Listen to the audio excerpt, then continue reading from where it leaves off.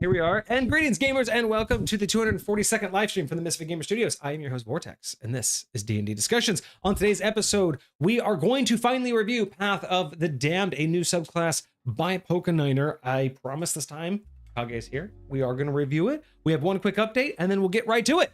I didn't mean that to rhyme, but I love that it did. Let's go. Absolutely fabulous. All right, Absolutely fabulous. I mean, that was kind of top tier. That was a little bit fabulous.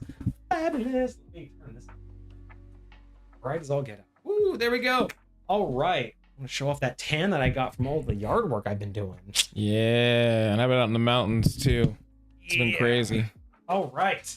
So, quick update for everybody. The birthday stream with the Saber giveaway is still happening. My birthday was last week, but due to just a whole bunch of stuff, mainly the yard work, I wasn't able to do it this weekend. So we are going to do that. We don't have a date just yet. Kage and I have yet to finalize it, but it's most likely not going to be this weekend, but it may be. I don't know. I don't know. We'll talk about it. We'll let you know as soon as we can. But it's going to happen soon. It's probably no longer going to be a birthday stream. It's just going to be the Saber giveaway stream. My Saber is, close. My personal Saber, I wanted to get mine done, or at least I wanted the construction part done, so I could get familiar with what I'm doing before I get to the giveaway Saber. But I have that'll be very cool. I have a good functional understanding of what I'm doing. I know what I want the Saber to look like. I know what I want it to do. I have some unique functions for it. I have a whole lore about it, which can either be the persona's lore, or again, the Saber's lore, like history. Had Luke's. So we have a couple options there. Thank you, Soul. I appreciate that. It was last Tuesday.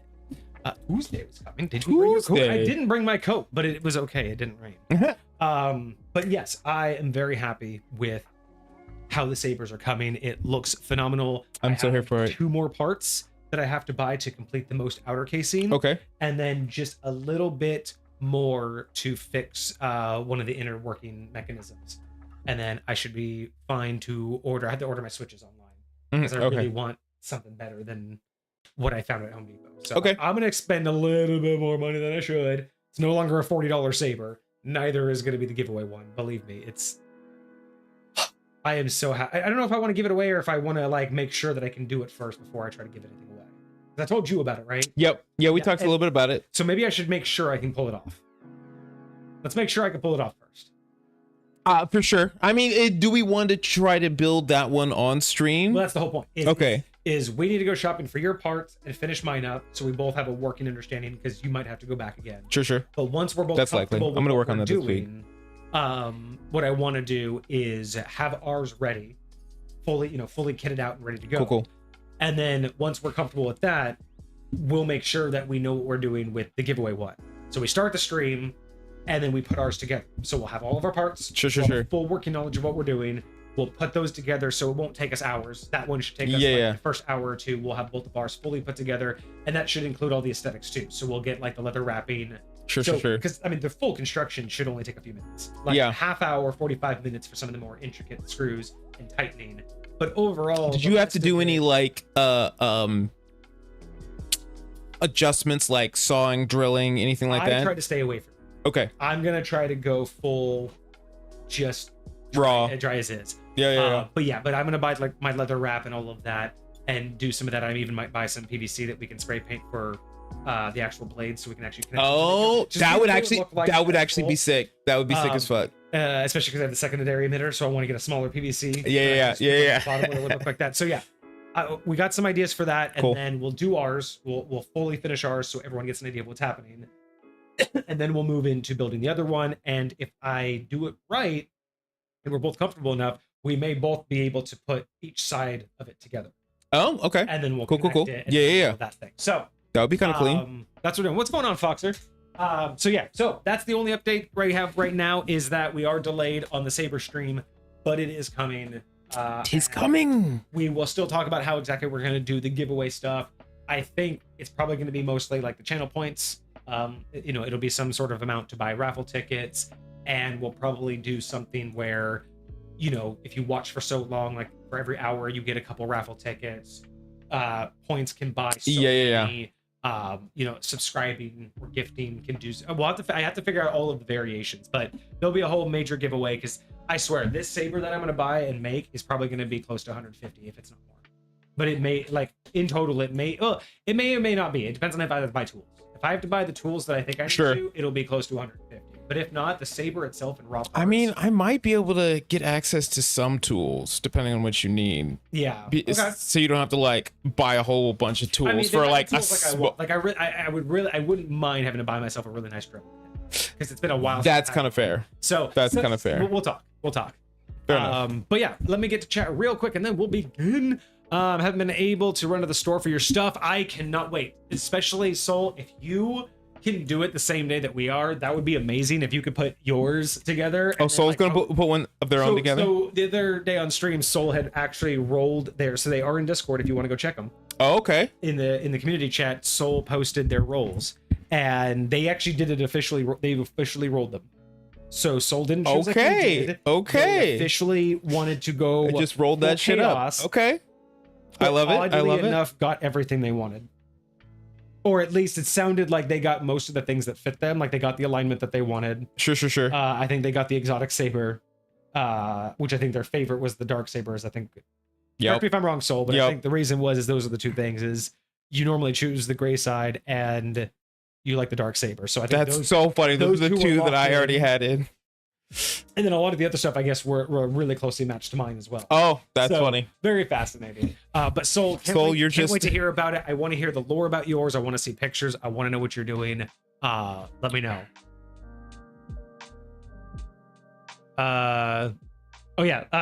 Take a quick gander at those sabers. Soul wants to know what you think of them. At the rolls? Yeah. Super Foxer says that their player finished the first act of their campaign. Woo! That is a huge accomplishment. Nice. Congratulations. Hopefully they'll survive Act 2. Oh, cool. And then there'll be a summary on the server for anybody who wants to check that out. So go join the server and you can check out that summary. We will check that out after stream. We got a review to do though, because that's all the updates that I had. We will be doing the saber stream soon and giving away a custom-made lightsaber handle made with Home Depot parts. It's gonna be cool shit. It's gonna be really cool shit. I hope so. Here's to that. But I have to get this review going. Alrighty. Ooh. Oh, nope. Wrong link. Let me see. I already have that. I'll bring you down for a hot second. I do already have it downloaded from last week. Bam, bam, bam. All right. So let's get to it then. It is a good Monday. Hope everybody had a fantastic weekend. But right now we have a bit of a review. Pop this up a little bit. Camera's all wonky today. Don't worry about it. It's his fault. It's absolutely my fault. You're all wonky now. All right. Maybe we should mess with them next time. Someone tries to do a switch places. Maybe I should just flip all the cameras upside down and be like, "That's what you get this time." Yeah, we switch places.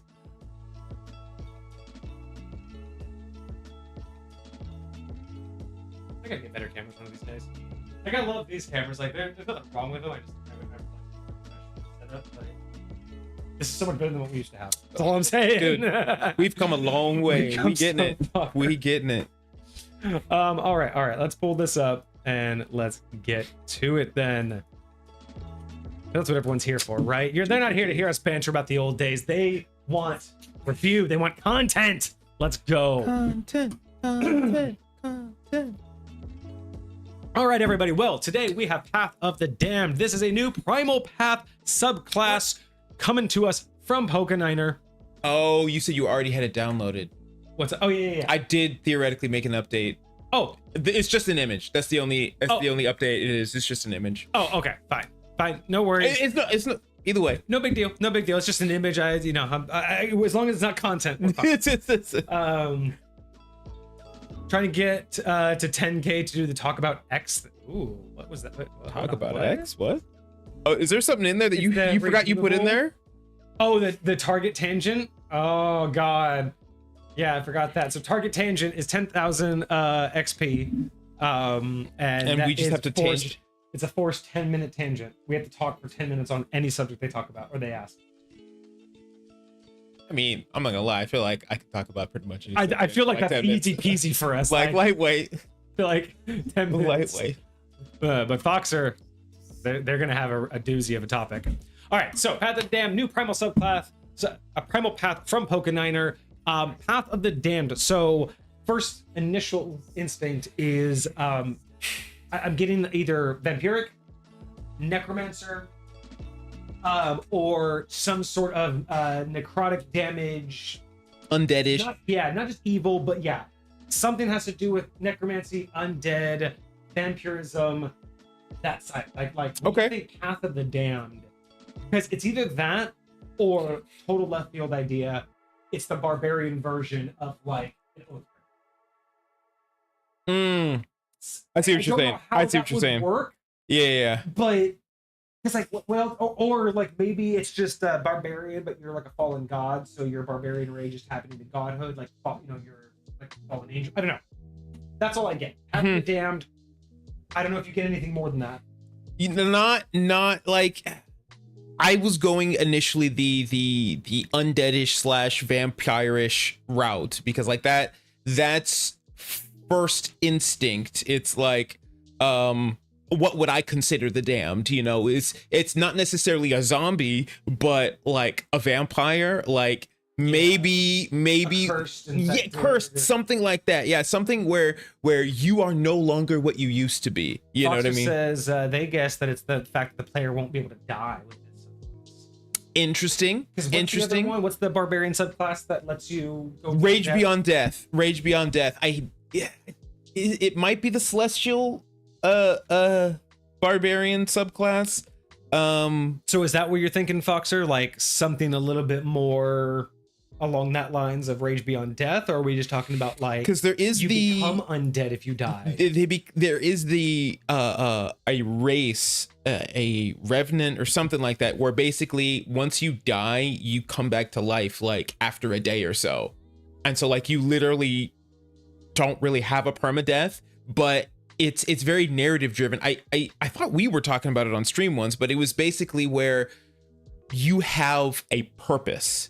Like you have something you have some unfinished business or something like that, and you will continue coming back to life, barring very specific things, wish spells, disintegrate, other things like that. Like you will continue coming back to life until that thing is accomplished. And then once it's accomplished, then you move on and there's no more life left in you, and you whatever. Says they become Deadpool. I mean, lightweight. Okay, random ass idea. This. See, we can tangent about anything. Yeah, I'm gonna have to change. I need my camera to stay in one spot, but every time I move, then the filters fuck up. Okay, random idea. I'll get over here so it makes more sense. So random idea.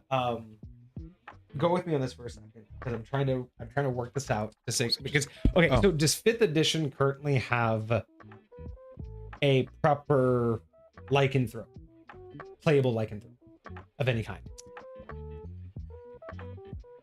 or is there lycanthropy at all, or is it just creatures? Is it just something that you can fight? Yes, you can fight it. Shout out in the comments if you know.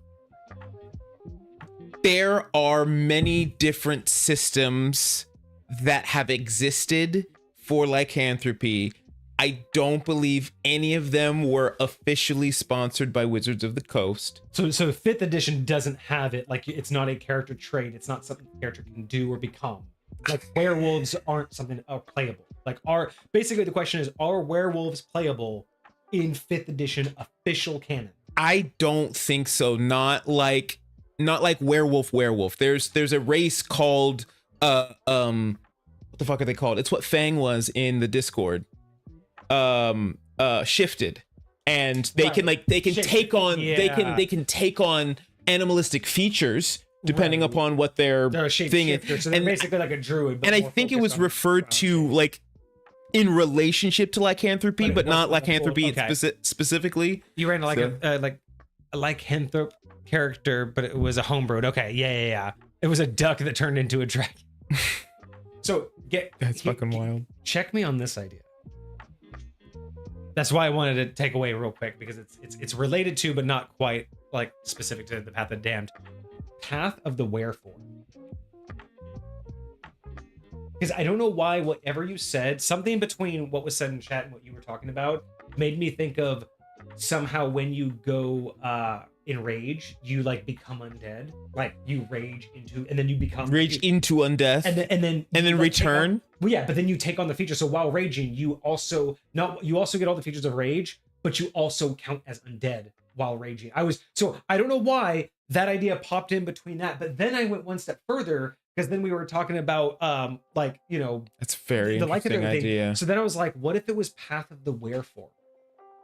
So the subclass is that when you rage, you turn into the wereform, or maybe like at level 10 when you rage, you turn into your wereform. So at like let's say your wereform is a turtle. So at low level you get like a shell when you rage, so you get extra AC. But when you are at level 10, you actually turn into like a full like humanoid turtle. If you're an actual werewolf, when you first rage, you get claws, so you get natural weapons along with all of your unnatural armor. But later at level 10, you actually wolf out. Imagine that. So it's Path of the Wereform, where up until level 10, when you rage, you get some So it's features. a much more controlled version of lycanthropy. That's why Path of the Wereform. Yeah. It's not lycanthropy. It's Path of the Wereform. So and I don't know, is that too much like Path of the Totem Warrior? No. Which one? There was one I thought that was like where they also get features of animals. Yes. And I don't want so that to it was the Zealot that's Rage Beyond Death. Okay, that's the Zealot. And then you get that at level 14. But the one that you're talking about is Path of the Beast. Beast. Okay, is it too much like that? Does that encroach too much on Path of the Beast's area? Because what I'm actually thinking of is like from level 1 to level 10, when you rage, you would get some features associated to the form that you chose, right? So it could be speed, it could be defense, it could be attack. But at some point in your development, you would officially change form and get, almost like essentially a druid's wild shape, but you get that one form. But you only get it when raging. So that's what I'm thinking of. So I don't think so, because just browsing over this, it really looks like you only get one small feature, either a bite, a claw, or a tail, and it's just that one attack, and that's all you get throughout the whole thing, and it just like upgrades like over time. Thank you, Soul. I was just about to ask. I want you guys to shout out in chat what you think about this idea. Soul immediately had already posted, I would like to play Path of the Wereform Barbarian. But seriously, so think about that. So yeah, so let's say we make you a roll table of like various animals. Like it could just, and again, using 5th edition logic, it wouldn't be specific, right? So Sure. It would be canine, feline, right? So you could say, and we could take a lot of like the stock races and just take small features from the stock races. So it's like if you want to be a werewolf, but you want to be like a were type of dog or a were bear, right? So there's like were canines, where there's like, so there'd be canine, feline, which is basically like large cats, all large cats. So you don't have to be like, oh, I want to be a were panther. It's like, well, you're aware, you're a were form, feline type. Yes. And then you can manifest that as panther, lion, jaguar, tiger. yeah, all the stuff. But you're going to still have the features. And then you get like, a variety where like the felines. You can choose like, okay, you get, you're gonna get the claws, the bite, but some felines get a jump, some felines get speed. Which one do you want? Sure. So it's like you choose kind of like this branching path, right? If you want the canine side, you obviously get a type of claw, a type of bite that would be slightly different. But then you would also get something like endurance boost or AC boost with them, right? So you would have these like stock, or then you would have like exotic. That could be bear or turtle. Sure. Something if you wanted to get, be playful. But that would be so great is up until level 10, you get the additional natural weapons when you rage. So you get all your normal rage stuff. You get natural weapons based off of the thing that you chose, and one additional feature. So like if you're the feline, you can get more speed, you can get a higher jump. If you're the canine, you get more AC. All of that could, could Sure. Then at level 10, you get the full form, which unlocks additional benefits, which could be like a different, like it basically would work almost like would you say you get like a new stat a new stat block? Okay, you would then take on the stats, and new maybe form. it's just your stats, all your base stats plus 2. So just something basic, something very simple, all your base stats plus 2, maximum 21, something like that. So let's say you already have a 20 stat, sure, but you do something like that, and then you give it a new health pool, which could be like 1.5 times yours. Like it's basically a hulkier version of you, but like Wild Shape, if it goes to 0, you go back to your natural form. Sure.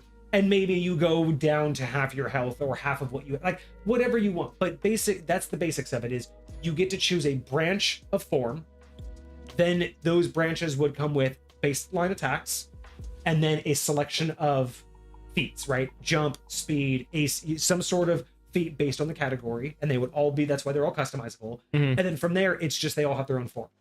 And the visual of form, right? So all the cats would have the same form, like the same stat block, but whether you look like a tiger, a lion, a cheetah, a panther, that's you. That's how 5th edition works. Sure. You get to choose all of that. Now me, all of that would matter. Yeah, Panthers absolutely. would get the stealth. Oh, again, so that's the other thing too. If you chose the feline side, what if you automatically, no matter what race, no matter what class you, or race, but no matter what class you are, if you chose the feline one, you can either jump higher, run faster, like you get an extra dash, or maybe your dash is double, or then maybe you automatically get like pass without trace, or you get like walk silently, or like you get extra silence. Sure. You get advantage on stealth. Just those are the kind of things you could block out in all of these, right? Like so, wolves find things that would apply to each. Yeah. So like with wolves, you could be like you could dash longer, faster, or maybe for them you can intimidate. You get an automatic boost to intimidation if that's the way you want to play your character. So each one gets like this feature that actually truly represents it in and out of form. Because imagine that you have the werewolf in the party and he's just always growling at people, and that's just how he intimidates. Yeah. You have, like, the feline version. That's just always just sliding past, like just always like sneaking their way, just like slipping in and out of such like you could really embody it just with those simple subclasses. But that whole thing would be your first choice, and then the rest of the subclass would follow, right? Yeah, because they would just follow the upgrades to those characteristics, right? You wouldn't have to have an entire lineage for each one. Those would just give you the baseline features at level 3. Then the rest of the upgrades would basically be just accessing your form. Yeah, and I feel like even like there's even precedence in the totem class for you have your selection at level 3, and then at the next level you have the possibility to continue to select through another set of options, and so like something as simple as that I think is totally doable, especially looking at what we're trying to build. And then you have your ultimate form, which would just be like, hey, you can choose a wolf form of this, and we would just have stats for all of them. Now I think I kind of like the idea of the stats, the stat bump. Can you imagine like your I'd probably keep it to physical stats though, like your capstone, whichever level. I think it's 20 for it's barbarians. 14 for barbarians. Oh, it is? Yeah. It's what, 10 then 14? 14, yeah, 14 is their capstone. No, but it goes level 10 then 14, or is it? I think so. I think it's 6, 10, 14. I think it's 3, 6, 10, 14. Probably. I was just looking at it. Where are you? 14, 10, 6, 3. Yeah. I'm wondering if like their capstone would just be like basically unlimited rages.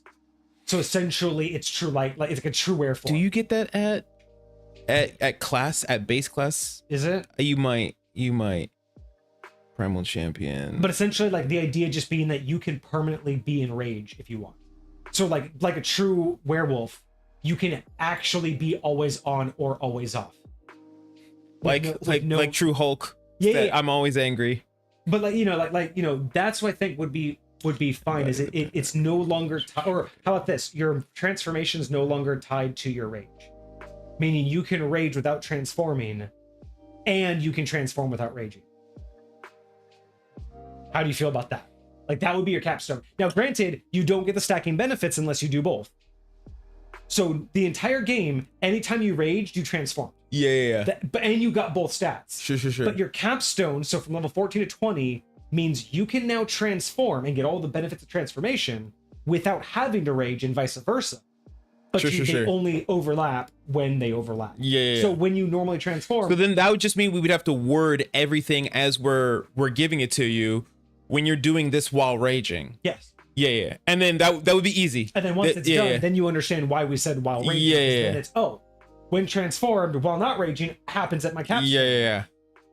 That would be easy. Yeah. Bro, that's super doable. Did you take? I didn't. We have the. I mean, we got. But if I this actually might be built. I really think that this could be our next build. If that could be cool. I mean, do we have anything for Friday? That you specifically we don't want to do? currently have anything for Friday right now. I may or may not be here. We're thinking about going to the state fair. Oh, so, that's right. That is coming up this weekend. It's happening right now already. Oh, really? It's already been open. It stops August 2nd. So we're trying to either go Friday or Tuesday. Oh my. So either day, we don't know yet. We're kind of playing it by ear. Sure. Friday, then we'll see what time we go before or after stream. But yeah, so the next time we get a chance, we will definitely be sitting down. Dude, that sounds cool. That sounds very cool. Okay, Path of the Wear form. That's what it is. Path of the Wear form. I got that in our chat. Absolutely get it because I think that is phenomenal. See, we come up with good ideas sometimes. It's what I'm saying, and it's organic. Yeah. It just fucking happens. Like, I want to build that. Like, I really want that. That has to be our next thing. Like the next non-review day, we are building Path of the Wear form. I'm gonna see if I can grab the transcript as soon as this goes up finishes on YouTube. Yeah, just so we can get all of the details. Because I want to make sure I remember all. And I'm glad it's the first thing that we did, so we don't have to like search through the episode to find it. Yeah, we're only 42 minutes and minus the 15, so we're only a half hour in. Yeah. All right. Back to the review. Back to it then. Yeah, back to it then. All right. So, we don't know what this is, but Path of the Damned gave us a couple ideas. Vampiric, undead, something. Let's find out as we start, as always, with the description. A damned barbarian yearns to rage against death. To still its hand against you like any other enemy is something these barbarians crave beyond any mortal measure. Although the secret power of lichdom is often kept to powerful casters, there are those who took for a more direct path to immortality, siphoning the life of their foes into a vessel of undeath. Okay, so Path of the Damned is like a barbarian that can like stay alive based off feeding off of its victims. Vampiric lichdom. Okay, it said lichdom, but we were vampiric. We were close. Interesting. Okay. I mean, it's definitely the undead. I was feeling more like actual undead. I think you were more vibing out with the actual vampire, so you called it on that one. We got that. Okay. Okay. Very interesting. First name, bro. Okay. Level 3, you get Primal Phylactery. What a name!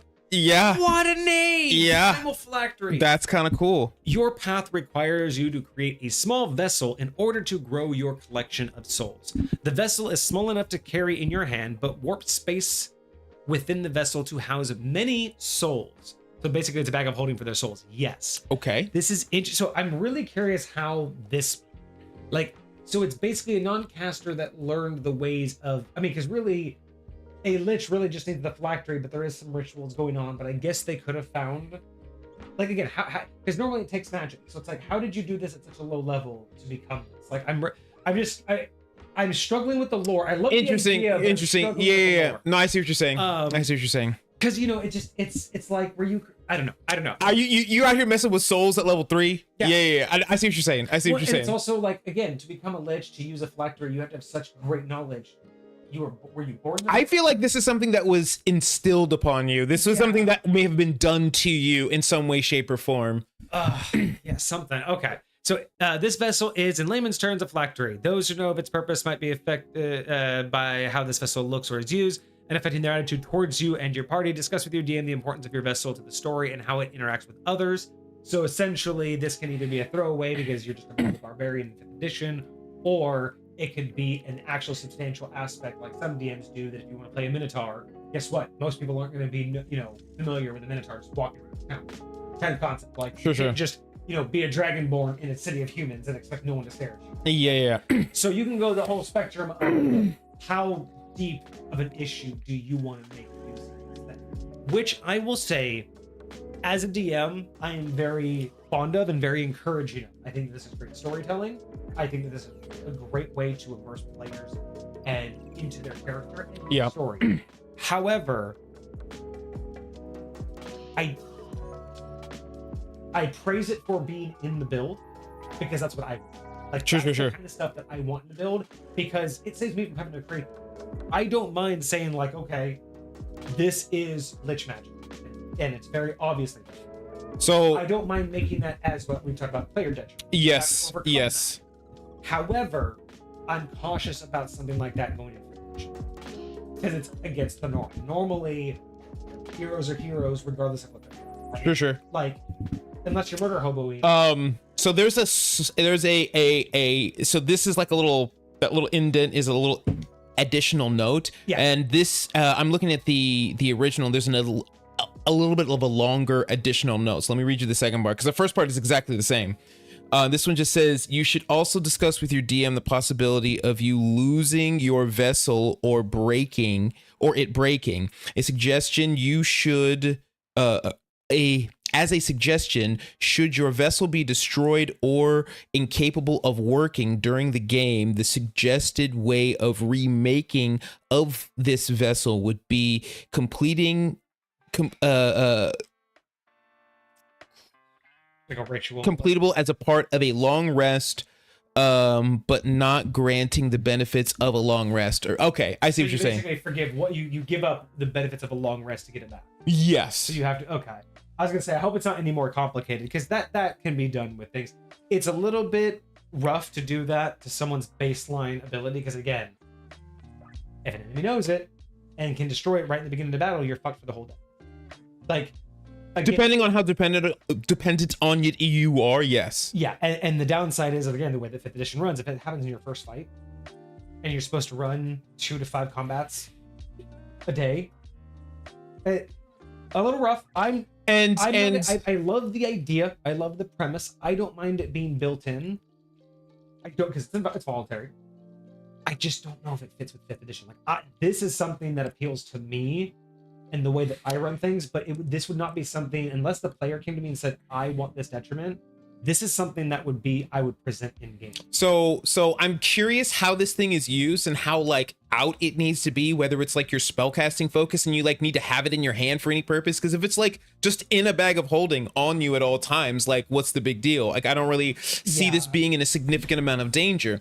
And so again, we'll get to it when we read what it can actually do, but I think there's definitely something to be said about how much you like, because I could just say that it's like your imagine you use like an orb for your spellcasting focus, right? Yeah. Like there's all different types of ways you can say you can do.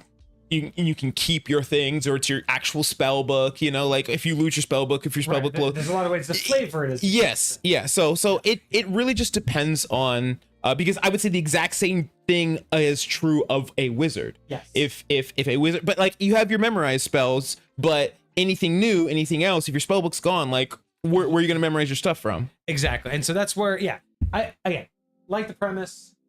I mean, it's always voluntary. So, you know, whether or not it's not like it's going to be a surprise, but there's also the other argument because these are great things for the DM to offer up. But imagine the DM, you know, again, a lot of the ways that people play, they come to the table with an idea. This is now also adding to the DM's play, and I don't want to say like the DM's agency. There's sure. A big argument about what agency actually is, but this is actually a closer argument to agency than alignment in terms of the DM's agency, because if the player does want this kind of like experience, right? Like if it's supposed to matter, that is one more thing for the DM to have to track and to have to feed into whatever it is they've already planned for the NPCs to be aware of. You know, so it is definitely something that you would really want your DM's buy-in. Sure, this is great. Absolutely. I think this is one of those ones. It's not a bad idea. It's just this is not something you could grab and bring blind to a table. Like there's plenty of people who just say, "Hey, build your character and come in." I don't think you could really do that with this one. I think this one's more appropriate to come to your DM before the session 0. So I'll say this: so far, it sounds like there's nothing wrong with this being optional, meaning yes, and 100% optional. and so if I just don't take that option, then yeah, I'm good to go, right? Like if I just choose not to go that route, that's why I specified is that the player's intent or if the player's expectation is to get that experience. Sure. This isn't something that you just bring and say, hey, by the way, yeah. I have to hide this. DM, you have to make sure if I don't hide this, I get stuff happens or whatever. That's what I meant is I wanted to preface that. Yeah. If the player expects that, it needs to be pre-session 0. Like, send it to your DM and be like, hey, I'd love to play this, but I want to play into it. Sure. Are you cool with this? We can talk more about it on session 0. And that's all I'm saying is there is a different category. Like there are some things that are great and can just be rolled with. Other things I feel just need a little bit more reassurance with you and your DM. Yeah. But yeah, okay. I like it. I think it. I think it's a very interesting mechanic. I like this kind of stuff. For. Yeah, very cool. All right, so more on this. The vessel cannot leave your character's position unless you allow it to, returning to your hand otherwise. So it has natural return. It's kind of like a cursed object, actually. Yeah. It's very similar to how old-fashioned, like old school cursed objects are. Yeah. Okay. If you do let it leave, you can use your bonus action to have it reappear in an unoccupied space within 5 feet of you, so still has return. Your vessel cannot yet grant you eternal life, but gains additional effects as you gain levels in this class. Okay, so it's not a full phylactery in process. Sure. Or in progress. When your character dies, your phylactery places your body into a temporary stasis for a number of days, equal to your barbarian level, delaying decay and extending the time limit on possibly raising you from the dead. So it doesn't make you immortal, it just keeps you more capable of being brought back by your party. Here's what I need to know specifically. Does this keep me in a state where I can be revivified days later? That's I think the point. It's as far as I read this, because it says raise dead, but if it's revivify, which it says raising you from the dead. Yes. So I would think the point of it is it's a number of days equal to your barbarian level. You are still considered freshly dead. Okay. That's how I interpret this. Is all delaying decay and extending the time. Yeah. If something says you have to be dead within a day, and you're level 10, your day is 10 days long. So I would specifically add the note about revivify in here. If just because like I want. How long does revivify have? You have a minute. So you have a minute. So if this is delaying that days, that yes, like I need to know, can I continue to revivify you days later? Or like that's really going to be the only time that's going to be really effective. It's because the next one raised dead, they can have been dead for a week. Oh, so if this was just like a couple more days, like I would say it's probably intended for revivify because it's not that game breaking for one character. Exactly. But if you don't have revivify, it means you can drag his ass back to camp or back to the city. Sure. So it really just makes sure that you don't lose the barbarian. It's a self get out of jail free card. Mm-hmm. I'm okay, actually. I'm okay with a one player free. And it's not forever. And usually if you don't have revivify, like maybe somebody didn't prepare it that day, this just gives them the opportunity to like do it the next day or whatever. And as you level up, I mean, you're going to die more often early stage, so it's really only going to be beneficial at the end. And by that point, like you're probably not even going to be that worried about being dead for something. Like that worried about needing it that day. Yeah, and you're not going to be that scared about revivify. You know what I mean? Yeah. All right, yeah. If it's for, I'm not upset if it's for revivify. I do think you were right. It should clarify. Yeah, I just really wanted to say that just so I know that, like, okay, that's what I'm meaning by how we can run this. But no, I love it. I really do. I think it's super cool. I think it's a super cool idea. I think it is a great way to start it out. I still would like more understanding of what the phylactery is, how you got it, like what Sure. There's something about it that just, it's a cool concept, but I'm just like, how did you get it? Where did you get it? Why is this it's kind of like it's almost the reverse of how we made the Rune Knight Warlock. Like the whole purpose, it's more like the reverse reason of why we made sublet and subclasses, right? Like the reason why I created it is because why is it that every person who ever learned this dark art Only ever Only used if it become a this fighter. way. Yeah. Like, why didn't a rogue also happen to learn how to use that temporal magic? Why didn't a war like? So that was my thing. Is like, why did every person who learned the rune knights from the rune giants become a fighter? Why couldn't a warlock have done that? Why couldn't you? Yeah. That was the birth of somebody in subclasses. Why does everyone that learns this technique only ever do this one thing?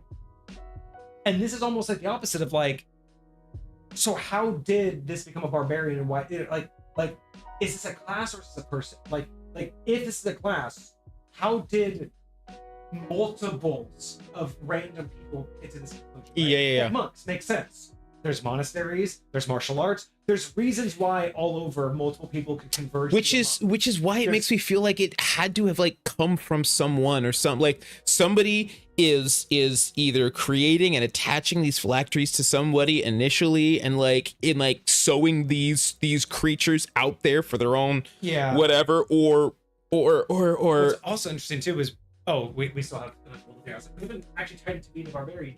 Yeah. Level 3. But yeah, so we're not get ahead of ourselves like we normally do. Always. But that's I'm just hung up on like I love this concept, but as a baseline, like as an injection, like it's something to inject into a story, great. Like, oh, it's a magical item we found, or the character wants to do this, so I will add it in a way for you to adventure to get it. But to just start with is where I'm like, I don't understand. And again, it's not that I don't understand how a character, like, oh, it was my grandfather's, or you know, when I was level 1, you know, I was there when the town defeated a lich and I found it in the rubble. But that's one person. Kind of like sublet and subclasses. Sure. How does it make sense that this could effectively be hundreds? Because that's how I look at subclasses, right? When I think of races and subclasses, I don't just imagine one person became it. I have to imagine multiple people got to the same conclusion individually. Sure. So and person come to this conclusion again? Why the rune knight? Why did every person who became a rune knight become a fighter? Why did every person come to that conclusion? That's, and again, maybe I'm weird for that. No. But it's like when we talk about classes, it's not, you aren't a class. A class is a class of people. Yeah. So this means that this has to have been a multitude of people coming to this conclusion. Granted, I'm sure there's actually classes. There's probably some actual justification for classes that all came from the same thing. I mean, I guess, you know, actually, I don't know what's at the top of my head, but I'm sure there's some subclass that like they all converge from like the same school or from the same, like lineage. Like I'm sure there's someone out there, but that's when I look at stuff like this, that's what I'm looking for in the lore. Is if I'm gonna imagine 100 people all randomly came to the same conclusion. You can't say they all did it for 100 randomly different reasons and it randomly there has to be something, some consistent thing that like brings them in that particular direction, and I totally am with you on that. I'm in my head creating a bunch of scenarios where it's theoretically possible, but you know, it's like I can explain it away. Like if I was going to use it, like I know like how I might go about incorporating it into the existence of the Cineverse, but you know, like even if it was a cult, even if you just said like you know this in a faraway land, a civilization of barbarians have this cult and they send people out to go build their power. Done. Every subclass comes from that cult or comes from that faraway land. Sure. It's a faraway land. We don't know how big it is. It could be a whole continent for all we know. Yeah. It's just you know what I'm saying? Like it's like the katana. You don't know how big the world that katana came from. When someone first came there and they say, "Oh, this is normal where I come from." Well, how big is where you come from? That could be 50,000 times bigger than me, or it could be 5 of you. Yeah. But that's the ideology, right? So okay, I know I'm overthinking it. It's just one of those. That's what I come up on a lot. And sure. If I can't piece that together, I struggle figuring out how would it make sense to me. Yeah, absolutely. But that's just the extra overthinking I do. Still love the idea though. I think it's great. I love what we're seeing. Yeah, absolutely. I just need something to just say this is how it normally is. Like, yeah. I mean, hell, I know it sounds dumb, but even just simply saying, often created when a young barbarian finds an artifact, or just sure. It could literally be that it's just an artifact that's found by a barbarian. Granted, there's a subclass option right there. Yeah. But point being, What happens when it's not a barbarian who finds I it? just need something that Yeah. indicates why more than one person would get it. That's I'm done with that. All right, Soul Harvest, another thing that we get at level 3. Your pursuit of undeath has trained you to rend the souls of those you've faced in combat. When you enter your rage, you can make a special melee attack against a creature within reach as part of entering that rage. On a successful hit, you rip out a portion of that creature's soul, dealing 1d6 necrotic damage to them. You also gain a number of temporary hit points equal to the damage dealt. You can make this attack again on each of your turns as a bonus action while raging. Okay. That's going to take a hit against compatibility, but I'm liking the idea. Sure. Loving the idea. So, 4th edition, I think it's great. Sure. I think this works. My only issue with it... I love the use of bonus actions. I love the use of bonus actions. That's actually... That's where I don't know how to feel about it. Because, again, I'm not as familiar with barbarians in 5th edition at all. So I'm really trying to understand, it's tied to the rage, which I like. But I don't know how I feel about it being done when you rage and then as a bonus action. I don't feel like it's worth it if it's only when you rage. I get that. So I'll say raging is a bonus action. So basically saying I can do it when I'm raging means I can make this attack and rage at the same time on the same turn. Yeah. And which because a lot of the times it's like people have to decide whether they want to rage or whether they want to do some other thing. It's just more of I see it and I'm like, okay, I think it would feel too weak if it only procced when I first raged. Absolutely. Absolutely way too weak. But then I'm just like, but really, every turn, just bonus action, 1d6, I don't know how barbarians normally progress. So I don't know. I'll say this. There are an extra hit. Yeah, you get one additional attack. Now, anybody who can dual wield automatically can do this. Anybody who takes a feat can do this. This is the amount of DPS you're gonna add to this character at this level is not insane. If they were a human that ended up doing this and they decided to just take the polearm feat, which just basically allows you to, as a bonus action, do a butt strike attack. Now, granted, that's a 1d4, not a 1d6, but it's still something I can do as a bonus action every round. But it's also 10 HP every round. You're basically topping up your HP every attack. Is that happening too? Yeah. So I thought it was just on a successful hit, you rip a portion of the creature's soul, dealing 1d6 necrotic damage to them. You also get a number of temporary hit points equal to the damage dealt. Okay. So every yes. bonus action, so if I get hit for 4, I top back up for 6. I get hit for 2, I top back up for 4. No, so I'm replacing my 10 HP. Yeah, so if I roll a 2, I get 2. I know, but that's what I'm saying. So if I rolled a 6 and got hit for 4, and then I hit them back again for 6, I'm back up. And then they hit me for 2, and then I roll a 4. But I'm just saying it's basically I'll say it's always giving them extra. I think that's where I was having an issue is it justified for every bonus action to basically give you it's a low form of resistance, put it that way. Imagine if somebody had resistance to damage, right? They would be taking just which they half. Do. Yes, but that's only bludgeoning, piercing, and slashing damage. Yeah. So this basically, you see where I'm absolutely. But it's more about the now. I'll say this: the totem barbarian. The biggest reason why people love going totem barbarian is because when they rage, they are resistant to every damage type. Gotcha. Every damage type. And so that's what this is kind of allowing you to do, is except it's not as efficient as resistance. It's not going to have everything. If you take 40 points of damage in one hit, you're still only getting the 1d6 that you're absorbing. At that low of level, you're probably not taking that much. Low level, it's going to be great, later, but no. Later, it's probably not going to matter. Sure. It depends on if the damage scales. If you keep getting more and more necrotic damage. Because again, I think that's my only issue. Equal to damage dealt. So I will say the biggest boon to this is when it's talking about damage dealt, it's not just the 1d6, it's all your bonus damage. And when you're raging, any damage that you do that's strength based adds your strength modifier and adds an additional +2. All of that's temp HP. So and temp HP is just racking. But it does have a cap. Whatever the max roll for a d6, it can never get higher than that. Yeah. And no, but it says your number of temporary HP equals to the damage you dealt. So it doesn't necessarily. I would also like this to specify the damage dealt total in that hit, or total damage dealt of necrotic damage. Because it says on a successful, or because when you rage, you can make a special melee attack. Enter. Okay, on a successful hit, you rip out a portion of the creature, so dealing 1d6. Okay, so it's not an additional. Okay, so it's just on that one. Okay, never mind. I thought it was like total attack of that round, not just the necrotic damage. Oh no. Yeah. So okay, yeah. You also get a number of temporary hit points equal to the. So actually, I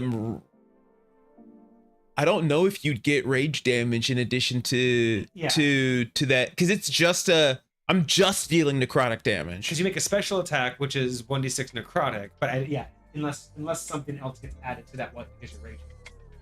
It is a melee attack. Well, you're using your strength and all that. See, that's that. Let me read Barbarian real quick, because again, I'm so not familiar with Barbarian to make that. That's why I just wanted to make sure, are you comfortable with all of that? Because when you make a melee weapon attack, this is a melee weapon attack using strength. Like, there's nothing indicating that you're gonna be using anything other than strength to make this attack, because I'm still using my hands or whatever to attack you. Correct.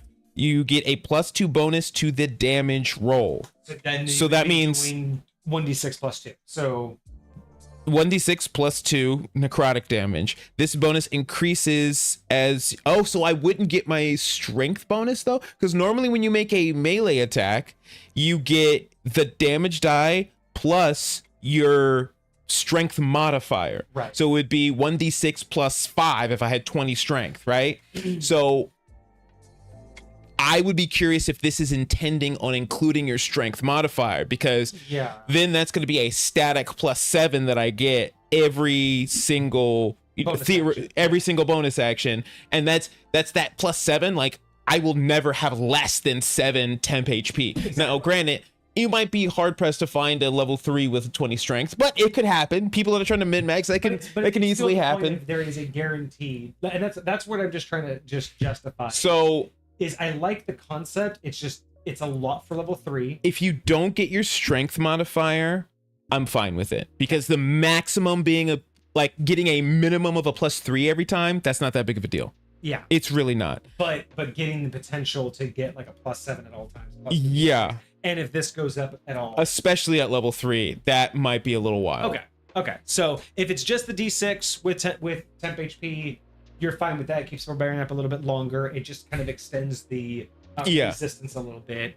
All right, cool. So it's just extra resistance. I don't think it's terrible for 5th edition. One of the biggest issues is like I was expecting this to be more on like if you deal a dealing blow or something like that, or crit. But yeah, touching souls like that would be a very big no-no, let alone at level 3. For a magic item to just take a carving of your soul, High Point would not like that very much, just because souls are more, you don't just take pieces of souls easily. So I'd probably I'd change that wording of that part.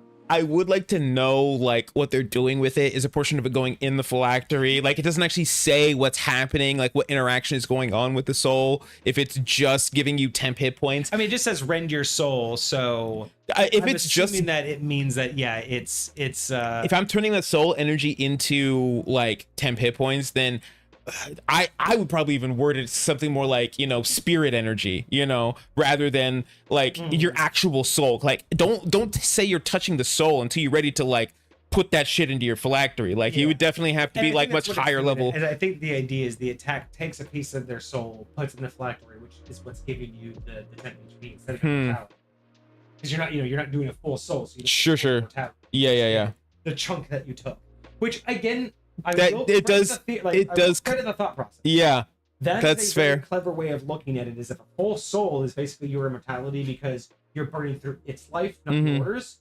If I just get a piece of it, 10 HP.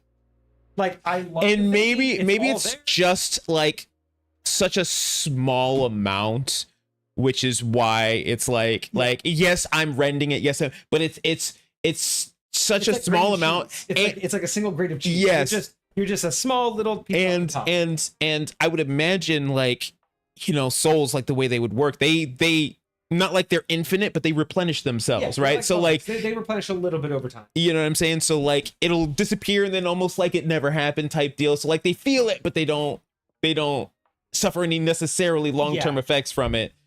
Yeah, I think it's there's a way to it. I think it's clever. I still want to know how and again, the verbiage here. Your path of undeath. That means that you've started this, like you knew this is what you wanted. How the fuck did you get here? Like, I just want to know more. I want to know more about this world where you can just start being a demi-lich. Or semi-lich. Semi-lich. I like semi-lich. Semi-lich. Demi-lich, semi-lich. Oh, that's wild. All right, well, let's move up to level 6. So we get Spirit Split. Your connection to the powers of undeath have allowed you to split your soul to gain an edge in combat. Now we're getting into psionic bullshit. When an attacker that you can see hits you with an attack, you can use your reaction to reduce the damage taken by an amount up to your Constitution modifier. The damage you reduce this way is then dealt back to the attacker as necrotic damage. Okay, let me read this again.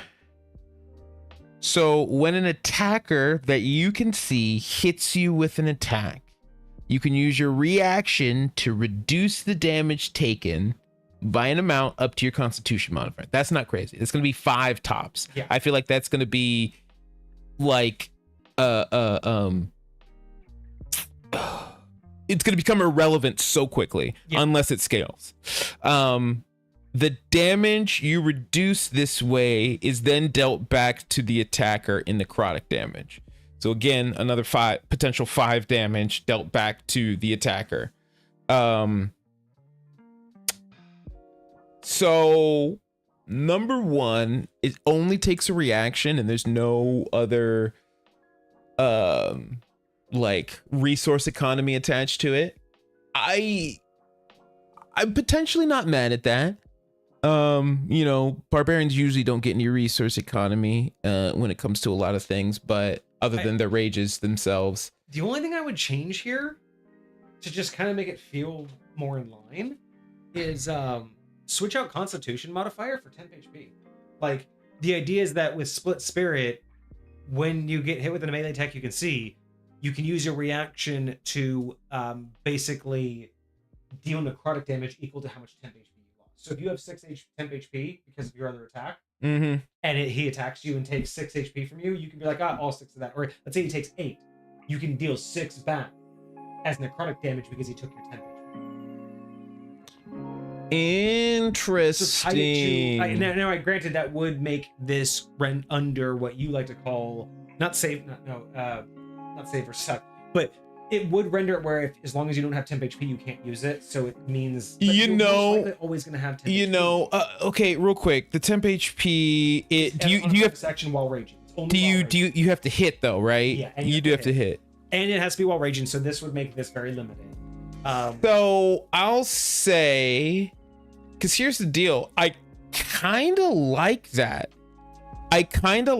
Number 1, because it ties it in so well to your other ability, and that to me connects synergetically, and it would give you potentially actually, you know what I would also potentially do? The option to scale, because you could get way more than just a 5. You know what I would also do with that idea? I'd go back to Soul Harvest and add right here, I'd say plus. Add right here. You also get a number of temporary HP equal to damage dealt. This temp HP does not go away unless you're damaged or you use this ability a second again. Meaning, at the very end of combat, I could be like, wait, D6. Okay, cool. I'm gonna hold on to that, and then now I just have a permanent temp HP until we're in fight again. To be honest, that's already the case. Oh, I thought temp HP went away after a while. Temp HP only goes away when you take a long rest. That is timer. Whenever you take when you take a long rest, or when you get another set of temp HP. For some reason I thought 5th edition put a limit on how long you can have. Not before. Right? Not that I'm aware of. No. I thought so. Maybe I was thinking of a spell that gives it to you. And that would run. There are some spells that are like that, Oh gosh, Armor of Agathis gives you temp HP, Maybe that's and why then it only lasts for. only used to temp HP from that. Yeah, because that would be kind of like that would False be more, Life, another one that gives you temp HP. Yeah, because it would make it more interesting to be able to like hold onto it for the specific fact of next time you get hit, you can lash it back out as necrotic damage. I mean, honestly, you could even just like say that like Spirit Split is, you know, whenever you're hit with a melee attack by attacker, you can see if you have temp HP, you can use that to lash out with necrotic damage. Sure. Or stack them. Do both. This way, it's always used. So it works as red. When an attacker you can see hits you with an attack, you can use your reaction to deal damage by the amount of your Constitution modifier, right? So you save the Constitution modifier, and you can do that much damage back. Then just tack on, if you have temp, or if you lost temp HP this way, you can also deal that amount of damage in the card. I was honestly talking about that, thinking about that too. Stack both. Do the so it's a minimum of 5, but it could be up to however much temp HP you have plus 5. Yeah, because you always you'll get your Constitution modifier as your reaction, but if you have temp HP and he took it, I do agree with that. I do agree with that. Back. That's how I think it would be.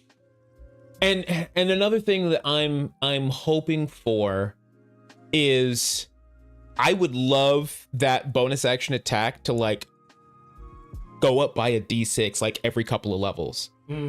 Oh yeah. I expect it to. I do expect like that d6. Almost like cantrip scaling, because that's gonna be number one, how much temp HP you're gonna have, and you're gonna need more temp HP. Like 6 temp HP is gonna do shit for you when you're level 15. Yeah. It's gonna do nothing.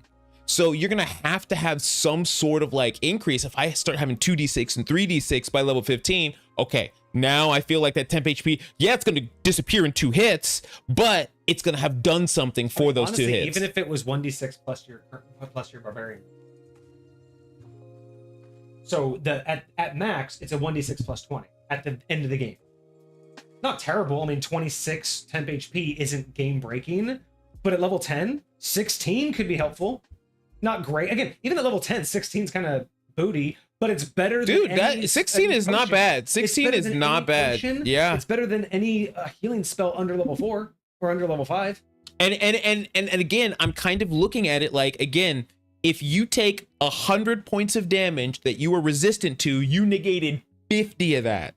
Then on top 50 of that, your temp, right? Temp HP is. Exactly. And so we're not even talking about resistance. We're just talking about temp HP. So if I'm just saying 16, like it's already not as effective as resistance, right? So I think saying but stacked with resistance during rage, and it's only stacked. It's only stacked on physical, on the 3 physical, right? But this is also a melee attack you can see.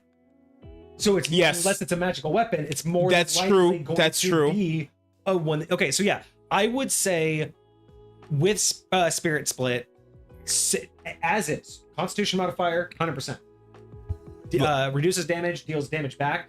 Just tack on. If you lost temp HP this way, if you lost temp HP from Soul Harvest, that also does damage. Yes, I know exactly what you're talking about. That also does damage. Yeah. Use that verbiage that basically says any temp HP from Soul Harvest lost with this in this attack is added to the damage retaliation. Because that would be so. Because again, and then I would also say doubling down if we're okay with that. Make this a 1d6 plus your level. Because now at this it's a 1d6 plus 3. So right now it's a minimum of 4. Who fucking cares about 4 temp HP? I honestly don't even care about like again. I will say you are still getting theoretically, because it's a melee attack, the plus 2 rage damage. Okay, so that would be a minimum 6. Yeah. So you're getting a minimum of 6 temp HP. It's not the end of the world. It's level 3. Like that would be crazy at level 1. It's a lot at level 3 every round. Like basically you're gonna keep it up as long as you're hitting people. But again, depends on if you also like to use your bonus actions for anything else. Sure. And depending on that, you have to hit. Yes. So there's a couple different options here.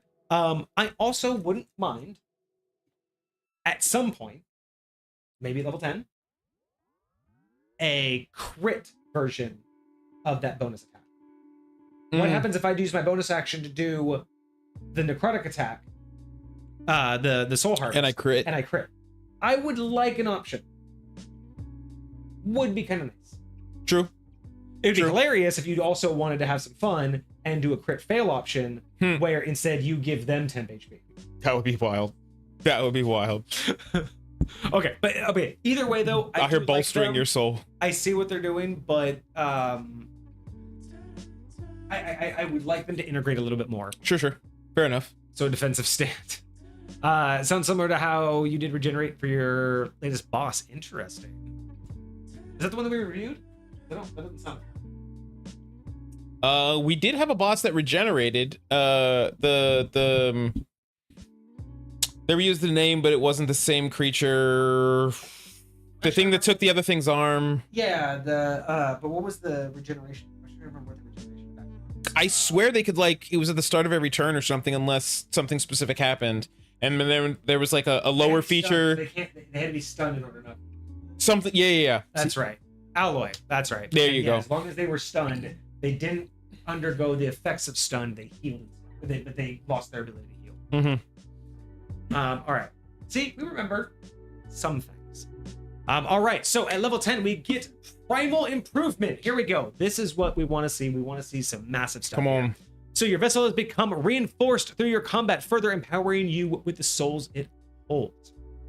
As a reaction, when a creature you can see dies within 30 feet of you, you can make a charisma saving throw to attempt overpowering their soul and siphon it into your vessel. The DC of the saving throw is equal to 20 minus half the challenge rating of the siphoned creature, rounded down. On a success, you gain the following benefits for a number of days equal to your barbarian level. 1. You contort the soul in the phylactery to protect you. You have advantage on charisma saving throws for the duration. 2. The anguishing soul lashes out as you fight. You can add your rage damage bonus to your soul harvest damage rolls. Okay, so that's good to know that it doesn't already apply, even though it is a melee attack. And okay. 3. Overpowering the soul has given you a slight grasp on death itself. Necrotic damage dealt by you ignores resistance to necrotic damage. You can use this reaction until you succeed and cannot use it again until these benefits fade away. What? You can use this reaction until you succeed. So basically, if I fail to, because I have to roll the D20 DC, right? That's the CR of the creature minus half the thing, right? So if I fail that, this feature does not get used up.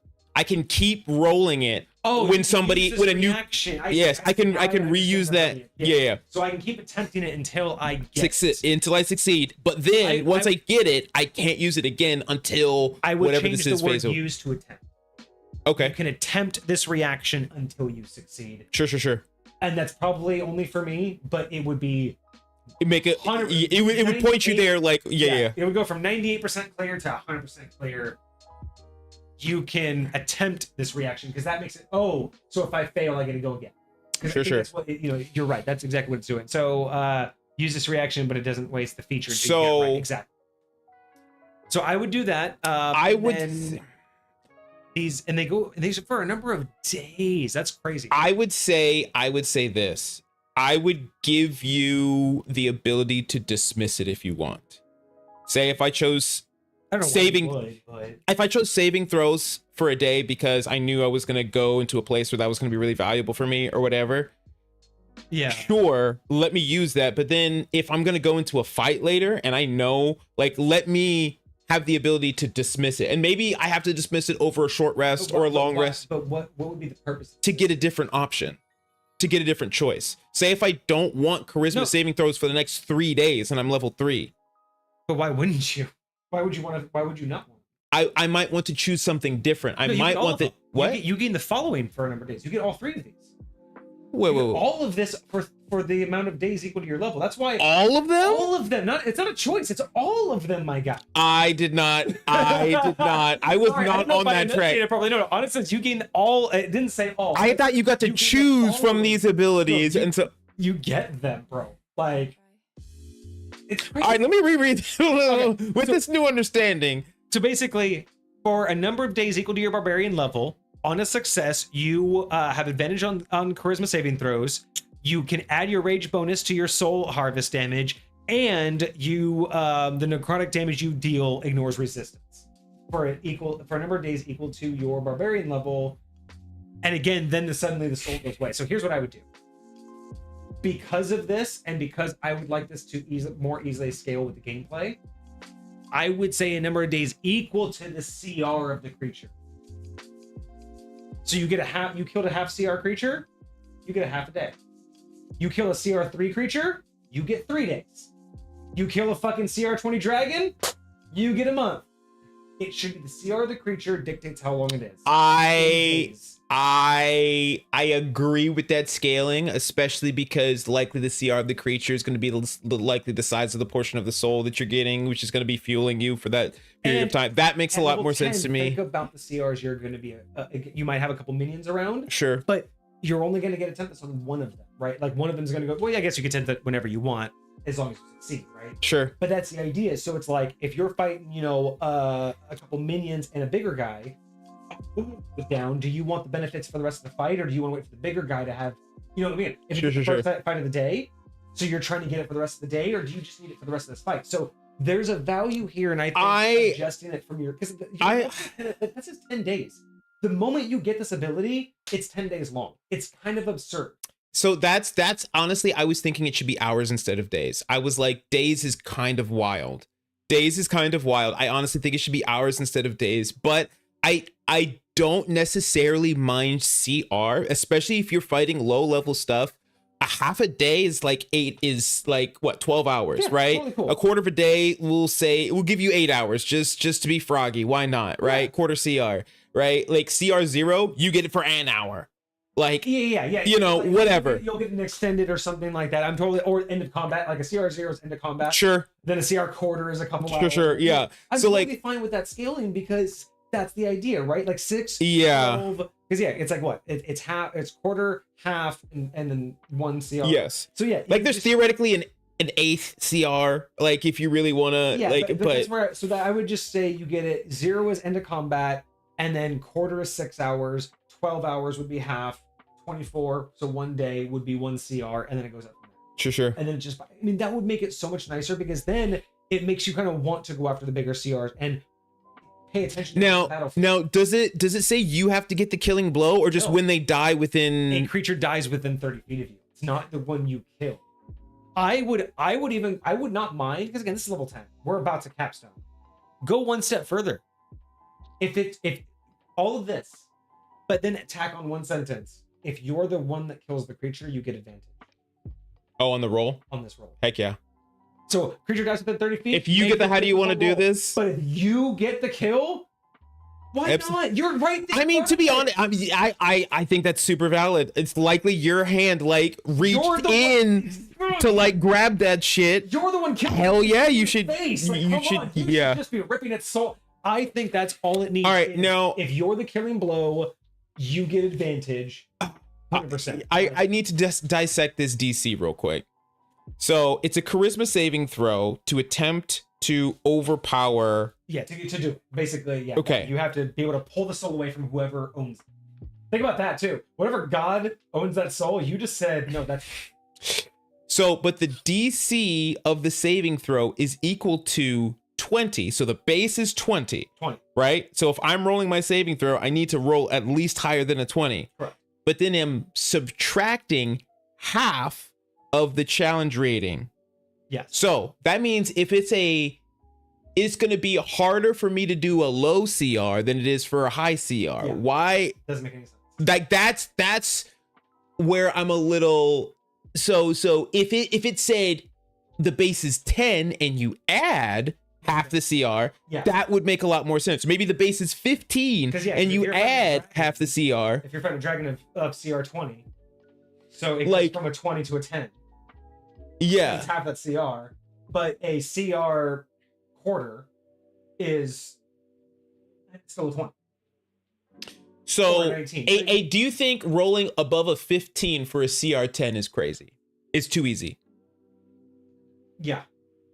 So then I would say if you started at a base of 15 and then go from there, then at 10 when I fight a CR10, I have to get at least a 20. That makes it that feels better.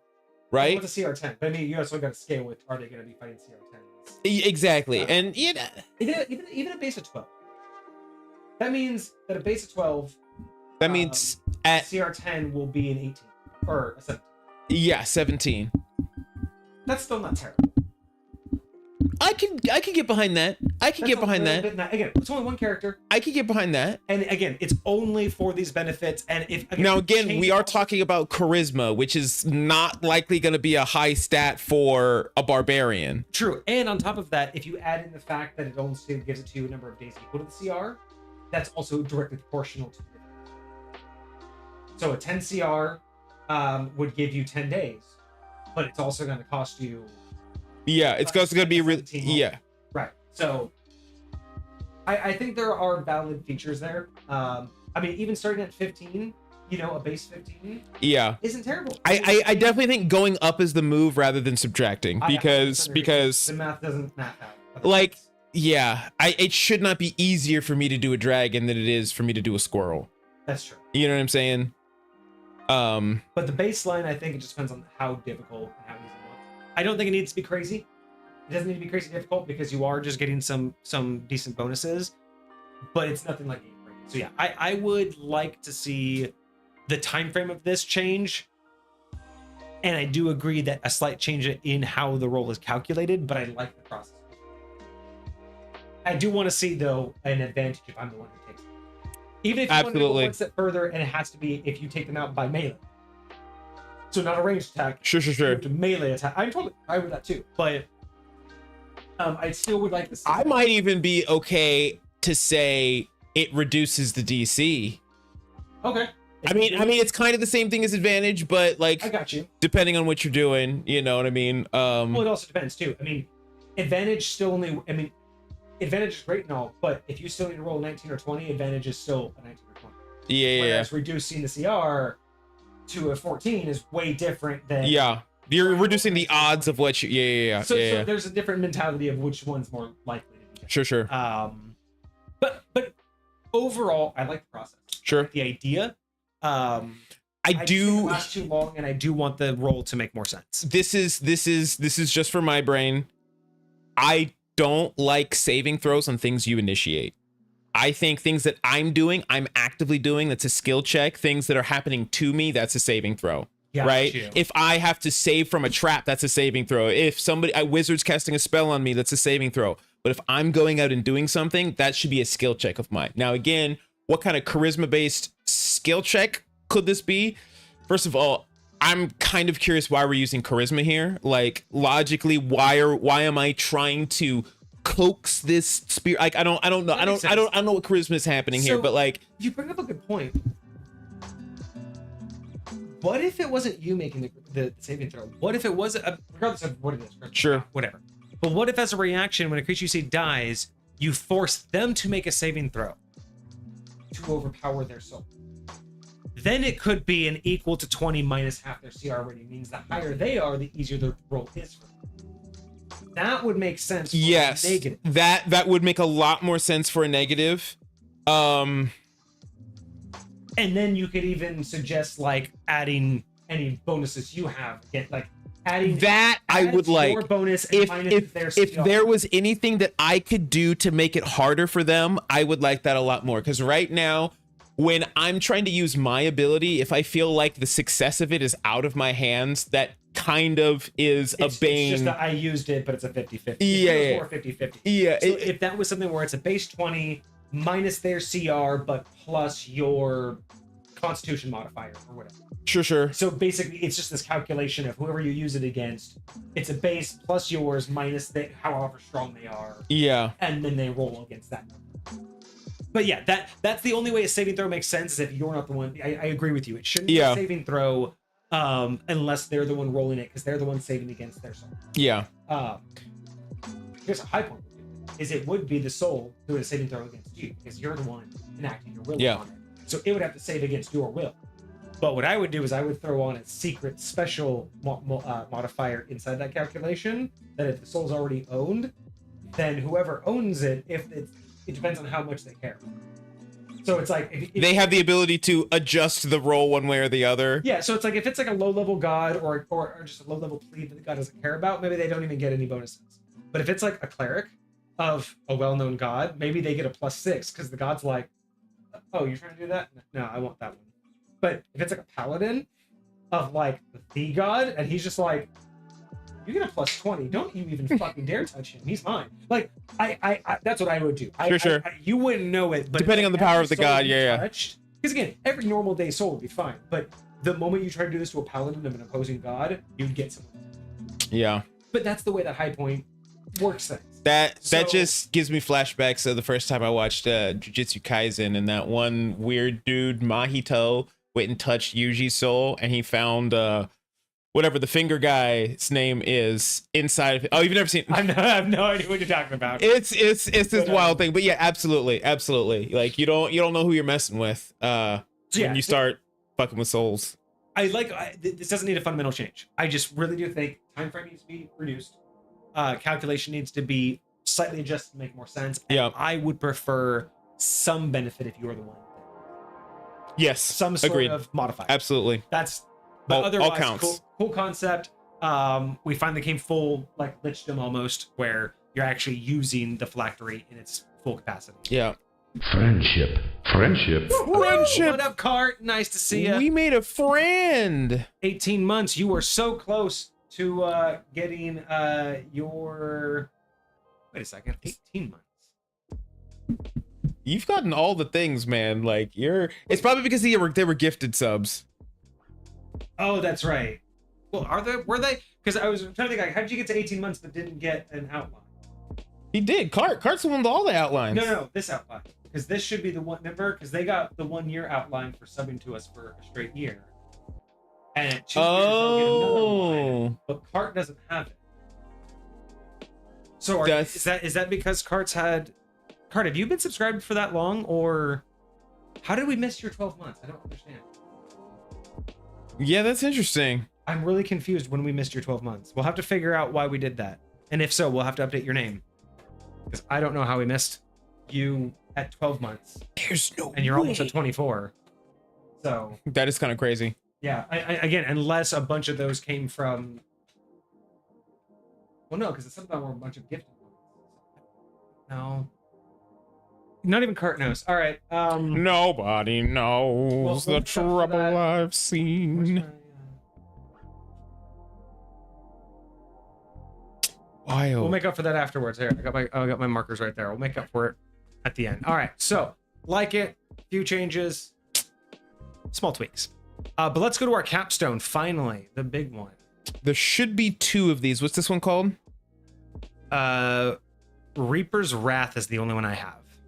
All right, let me take. All right, Super Boxer, let's finish this one up real quick, and we will get to your 10-minute tangent. But we are so close that we will do this, and then we will get to your dedicated tangent for 10 minutes. All right. So Reaper's Wrath. Wild. I don't know why. That's so crazy. That is such a dumb delay. Okay. Real quick, Reaper's Wrath. So your connection with Magical Vessel reaches its peak during your rage. While raging, whenever you deal necrotic damage, the target's maximum hit points is reduced, and you regain a number of hit points equal to the total necrotic damage dealt. Okay, so basically, unless you're dealing necrotic damage any other way, it's only when you're using your Soul Harvest that you're doing necrotic damage. You no longer physically age, normally or magically. When you would die, either outright or failed death saving throw, you can choose to pass on or revive yourself in time. Your body fades into ethereal mist, looking for a place to recuperate for the next 24 hours. You awaken in a relevant place of the DM's choosing once complete. Your phylactery is also completed, meaning you are essentially immortal so long as it is not lost or destroyed. The phylactery cannot be destroyed outside of using the wish spell. If it is destroyed, you can choose to form a new one upon completing a long rest. You do not gain the benefits of a long rest when rebuilding your phylactery this way. So basically at level 14, you have achieved full lichdom that takes most wizards like 100 plus years and ultimate ones. And you did it in 14. That's a fight. I like the idea. The capstone's feeling interesting. there's a lot of stuff I'd have to rework in order to make that full sense. That's again, lore-wise, that's fucking wild. So I think this may have been one of the things that was adjusted a little bit, because as you're reading Reaper's Wrath, it looks a little bit different. So let me see if I can read this version for you real quick. So this says Reaper's Wrath, your connection, because there's two. There's Reaper's Wrath and then there's Primal Improvement. Those are both level 14. We already did Primal Improvement. That was level 10. So then you've just been... No, this is an additional Primal Improvement, because this one also has a level 10 Primal Improvement and a level 14 one. Okay. So it says your connection to your magical vessel reaches its peak during your rage. Whenever you use your bonus action to attack a creature with your soul harvest feature, including when you trigger your rage, you can make an additional soul harvest attack on that creature. So you can attack twice, it sounds like. Okay, so instead of reducing their maximum, which makes sense, because reducing maximum hit points on an enemy doesn't make any sense for most games. Yeah, like, to be honest, like, because once they're down, they're down. It's like, why do I... NPCs in games, so I don't see how that would help. And then it says any temporary hit points you gain from both of the attacks are combined. So this is one of the few occasions where it's specifically saying they're gonna stack with each other, which is nice because, like I said, at higher levels, especially because it's still just a D6, even at level 14, like it's gotta be able to be more useful. So I do like that. And so that's whenever you use Soul Harvest, you're basically, it's almost like a monk. You now have 2 attacks with your bonus action, like when they do their flurry of blows. And I will say, because barbarians only ever get extra attack, like generally speaking, they only attack twice, and now 3 times because we have a bonus action. So being able to do more, and especially because you don't, like, there's no other source of necrotic damage that you're getting right now. Yeah. Anyways. There's another point I want to make about that. So any temporary hit points you gain. In addition, while raging, whenever you deal necrotic damage, the target's maximum hit points is reduced, and you regain a number of hit points equal to the total of necrotic damage dealt. So you're just getting real hit points, not just temporary. Yes. So you're healing and getting temporary hit points, and you're not aging. Is that still in there? Like, I did not see anything about aging. Okay, I did not see anything about aging. So what's this? But that's... So the last one, the Primal Improvement, it says your phylactery is completed, meaning you are essentially immortal as long as it is not lost or destroyed. You also no longer physically age, normally or magically. Okay, so that just got split into 2 different. Yeah, that's kind of what it looks like. That's kind of what it looks like. Okay. Let me. So when you die either outright or fail death saving throw, you can choose to pass on or revive. Okay, so it's basically the same thing. 24 hours. Wake irrelevant demon if you're choosing. Your phylactery cannot be destroyed outside of using the wish spell. If it is destroyed, you can choose. Yeah, it's just basically split it up into 2. There's just the one little piece that is different in the original Reaper's Wrath at the very beginning. But the stacking like and a little bit different. That I like. I think that's what we should have focused on rather than some of the other pieces. But I mean, it should have doubled it. Like at this point, like again, because there was nothing that increased the amount of necrotic damage you did over time. Like level 10 didn't increase. Honestly, I thought Primal Improvement, like that's too. I want to improve the things. And so yeah, I don't really feel like we did enough damage. I would have liked this one to have done more with the necrotic damage. A couple of the things that I've noted, I want to come back to this. In this entire time, right? We're known for raging. Now we're doing all this stuff, which is great. But what's the number one reason why people take rage? Like, what's the purpose of rage for being a barbarian? Resistance. What did we never get? Necrotic resistance. Yeah. Not once did we get necrotic resistance while raging. Not once. Not even at level 10. Not at a capstone. So I'm a little like, I'm not upset, but I'm just like, that it was low hanging. Yeah. It feels like that should have been one of the bare minimum level 6, level 10 features.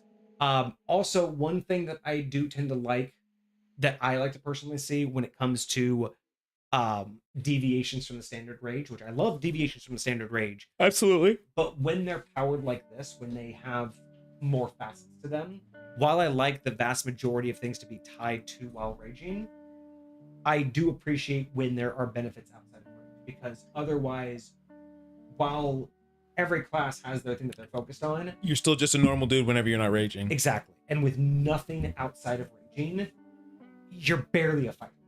And I will say some of the, I just want to finish, like some of the other subclass, like barbarian subclasses, feel like they give you a little bit more well-roundedness instead of just that is true. So that's the only main things I was like, why didn't we get necrotic resistance?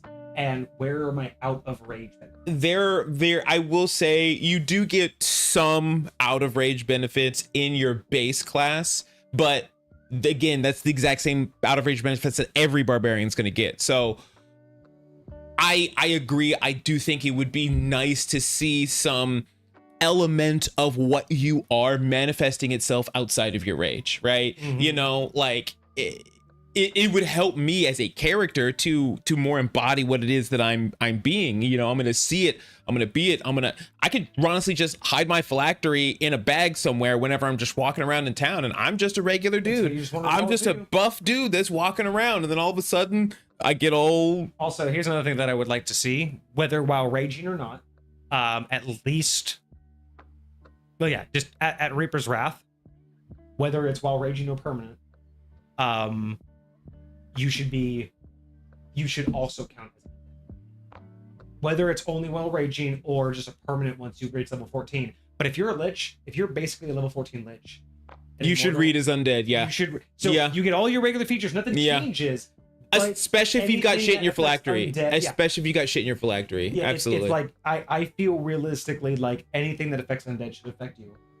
Which is also like the whole necrotic thing should be better, but then you should be, you know, that means that you should be vulnerable to radiant damage.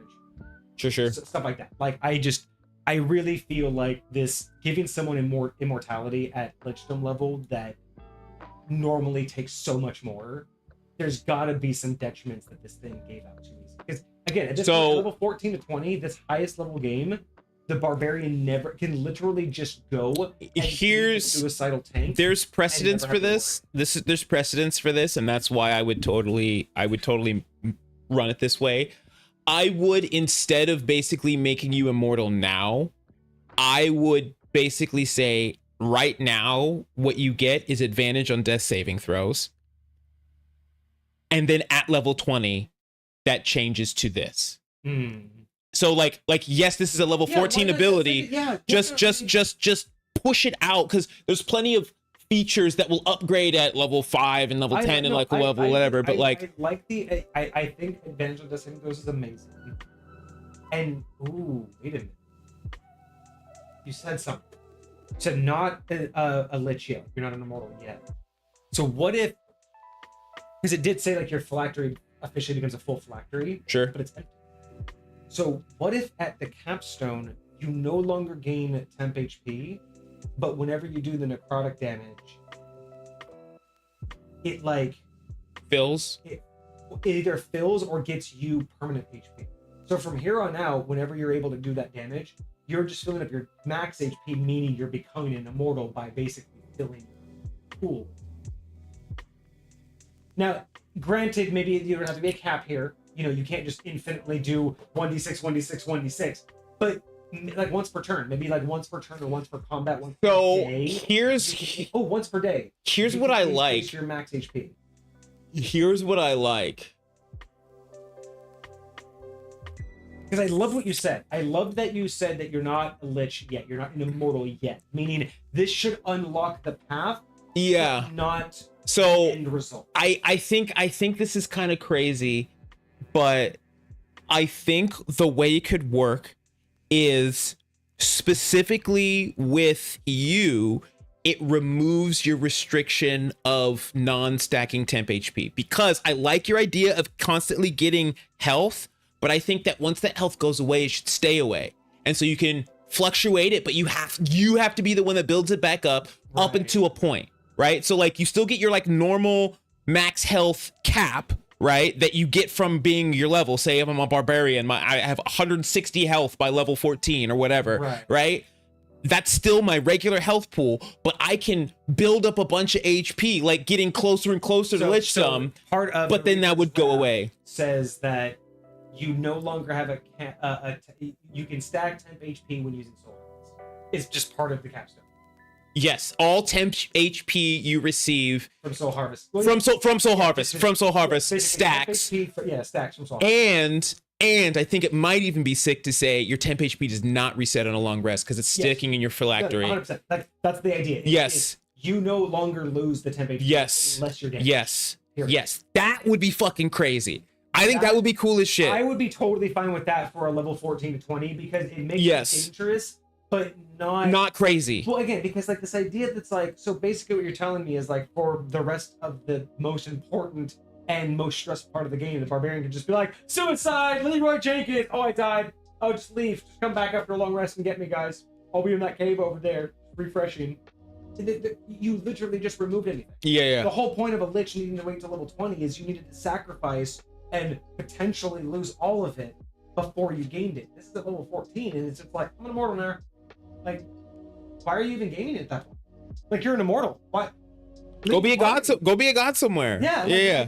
I don't know. It's again lore-wise. Sure. It's also like I couldn't allow this because like a straight patch to lich like this. But I'm not gonna lie. I really I kind of entertained it before, but like. I really like the idea of removing the like temp HP cap. I love this semi-lich. Yeah. It's not a real lich, it's not a demi-lich, but a semi-lich. But it's all temp HP based. Being able to stack that shit is wild because normally that is crazy OP. Just being able to like get but that's what this is for.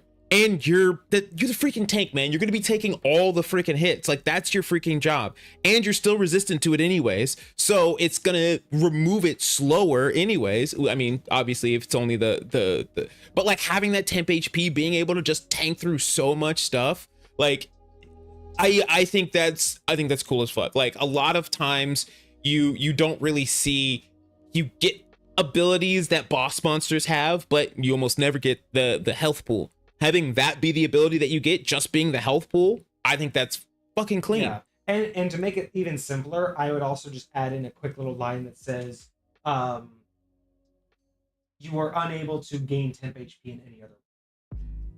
Just to play it safe, so there's never a question of what happens if I use Power of Agathis. Yeah. Like my whole block. Does that go away first and then I go back to my permanent?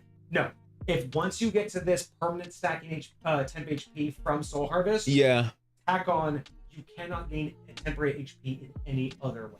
And I think there's no question. I think that's fully fair in one way. Because you can get so much of it. There's literally no need for you to get it any other way. There's no value any of that other temp HP can really. Now I will say Armor of Agathis has an additional effect of doing basically thorns damage to people, which is cool. But again, that's going to be just a sacrifice you have to make. You can still get Armor of Agathis, you just don't get the temp HP. Because all it says is you just don't get temp HP. Here's the deal. It's associated with the temp HP. Yeah, so because then you'd basically say, yeah, I got 1,000 temp HP right now. That means it's going to last. I'm like, no. Can you imagine if we did this where if it can stack all of this temp HP and we added that ability where when you take a hit, you can add your temp HP you lost to the flashback. Oh. So imagine you get hit with like 80 points of damage and you're just like, lash that right back at you. Bruh. Okay. So, wait, the most thing is like the van. Oh, yeah. Literally, you go to a fully secure place for 24 hours and then respawn whenever. Yeah. So, again, I think it's a really cool idea. I don't quite know if it's ready for 5th edition. I don't even know if it's ready for 2nd edition. To be honest, it has a lot of really cool features. I love a lot of what it does, especially in the earlier levels. A lot of those abilities are very, very cool. I think it has a lot of potential. I do think that there's areas as is. I think it's very close to being playable in 5th edition. I do think it has a few adjustments that could be made just for clarity purposes. There's a bunch of things that I would change, but honestly, I mean, the hardest part about rating this is that the lore makes this very difficult. Sure. So I'm going to be completely honest. It's not a mechanics issue with this one. It's just a lore wise and how this unfolds just isn't tangible for High Point in a particular way. There is a path to this with a lot of the adjustments that we discussed. Yeah. Like again, a semi-lich would make sense, and I would actually just call this a semi-lich, where it's someone who has partial immortality, semi-immortality. Sure. It's you can call it temporary immortality. as it were, right? Literally. Kind of. Like, you could die eventually, but you're immortal. It's gonna be really hard. It's gonna be really, and depending on how ninja-like you are and how often you're just going around fighting little dudes, just stack. Let me just go run through this tiny group of goblins. Yeah, you know. And at one point, like, you know, it's almost one of those exponential things where, you know, kind of like any video game. You can grind at level 1 all you want till you're level 10, but if you never leave the starting area, eventually, now I will say, you're just not going to level up anymore because the XP you get. It's not super common. It's not super common, and I think this would just be a risk you would have to take. It's not super common, but there are certain techniques, spells, and attacks that ignore temp HP. Ooh. That ignore temp Spicy. HP and they go straight for actual HP. Do you know what I'm actually curious about? I wonder if that also includes power word kill. Yes. If it says your HP, not your temp HP.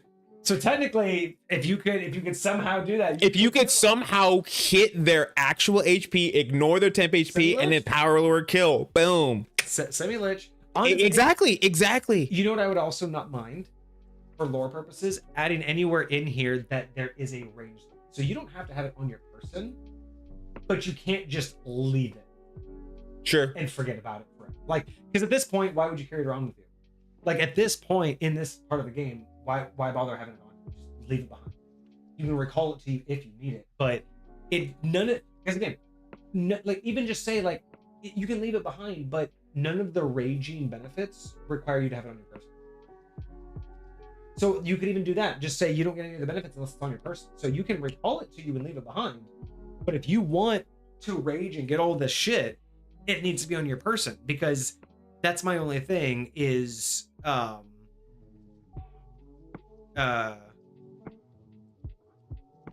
yeah, you make a special leg as part of it. Yeah, so I would just say, like, make sure you have to have it on you, because then it risks being, you know, destroyed. But otherwise, technically, there is no reason to ever have it on you, and you can go miles. So I think even just having it at a mile would at least give some in-game lore. Sure. Like, you can go to that dungeon that's just outside of town, but you know, or just outside of this. But if you go over here, well, you gotta take it with you, and you have to travel with it. Then you have to find a place to secure it. Then you can go in dungeon delve and call it to you when you need. But there should be more that, again, I feel like it's very powerful. I feel like it just feels like it's doing a lot, but it also needs to carry that weight. Sure. But you know, so I think there would be a lot of people interested in it. I think it goes a very great direction. Lich Barbarian was never on my list. I would never have come up with that idea. It was not your 2026 bingo card? No, never would have come up with that idea myself. So again, I'm gonna have to knock it down for lore purposes mostly, but there are a couple of changes that I think that could be made. So I'm gonna give this one, especially with the inspiration point, I'm gonna give it a solid 6. Okay. I think it has a lot of potential. I think it's a unique idea, and I think a lot of DMs, I think there are DMs out there that would entertain this idea, but this is definitely one of those ones. Player and DM have to very much be on the same page long before the game session starts. It's not something you just show up with and go, let's rock it. Yeah. You don't just say, hey, by the way, level 14, I'm becoming an immortal. By the way, you can never kill me. I'm like, all right, I don't know. All right, cool. All right, well, we are almost at the 2-hour mark, so let me go use the restroom real quick, and then we'll get to this 10-minute tangent. 10-minute tangent. Let's go. All right, let me take a gander at what you posted in here, so I can see what kind of tangent we're gonna have. Was I able to? Why are you moving? See, you guys, I've had this machine for so long. I love it so much, but I swear this thing is starting to die on me. It is moving slow, but I have thought about, you know, switching over to some Linux based stuff, and it's a Chromebook, so yeah, you know, whatever. We'll see what happens. Anyways, oh, I forgot to update our episode type. This is a review, and this is by Sir Pokeniner. Alrighty. Summary on the server.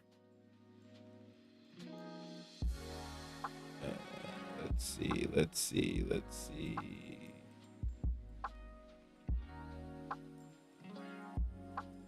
Let's see. Where are you at? Was that Soul? No, that was Foxer. All right, Foxer. Better put it on less board 'cause it's gonna cost you a lot to replace. What am I missing? There it is. All right. We looking at Discord here?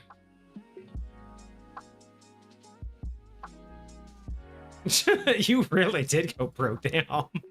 1 XP. Wait, what happened?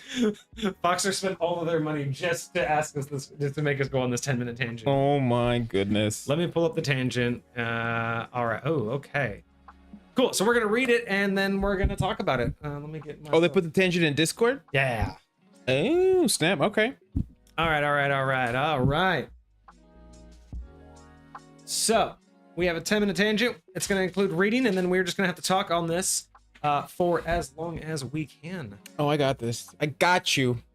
All right, and timer starts. So this is Super Foxer wanting us. So let's go back to the original.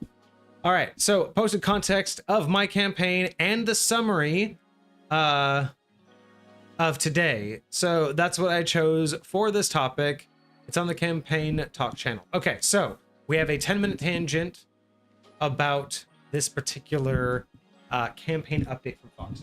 Okay. Timer starts now. All right, today my players finally took down the left-handed man of the BBEG. He initially tried to ally with him since he was still allied with Sunlight, but because he was accompanied by a good aligned companion, a lawful neutral aligned companion, and another neutral aligned companion, he ended up deciding to fight him because otherwise he would have had to kill those companions and abandon the others.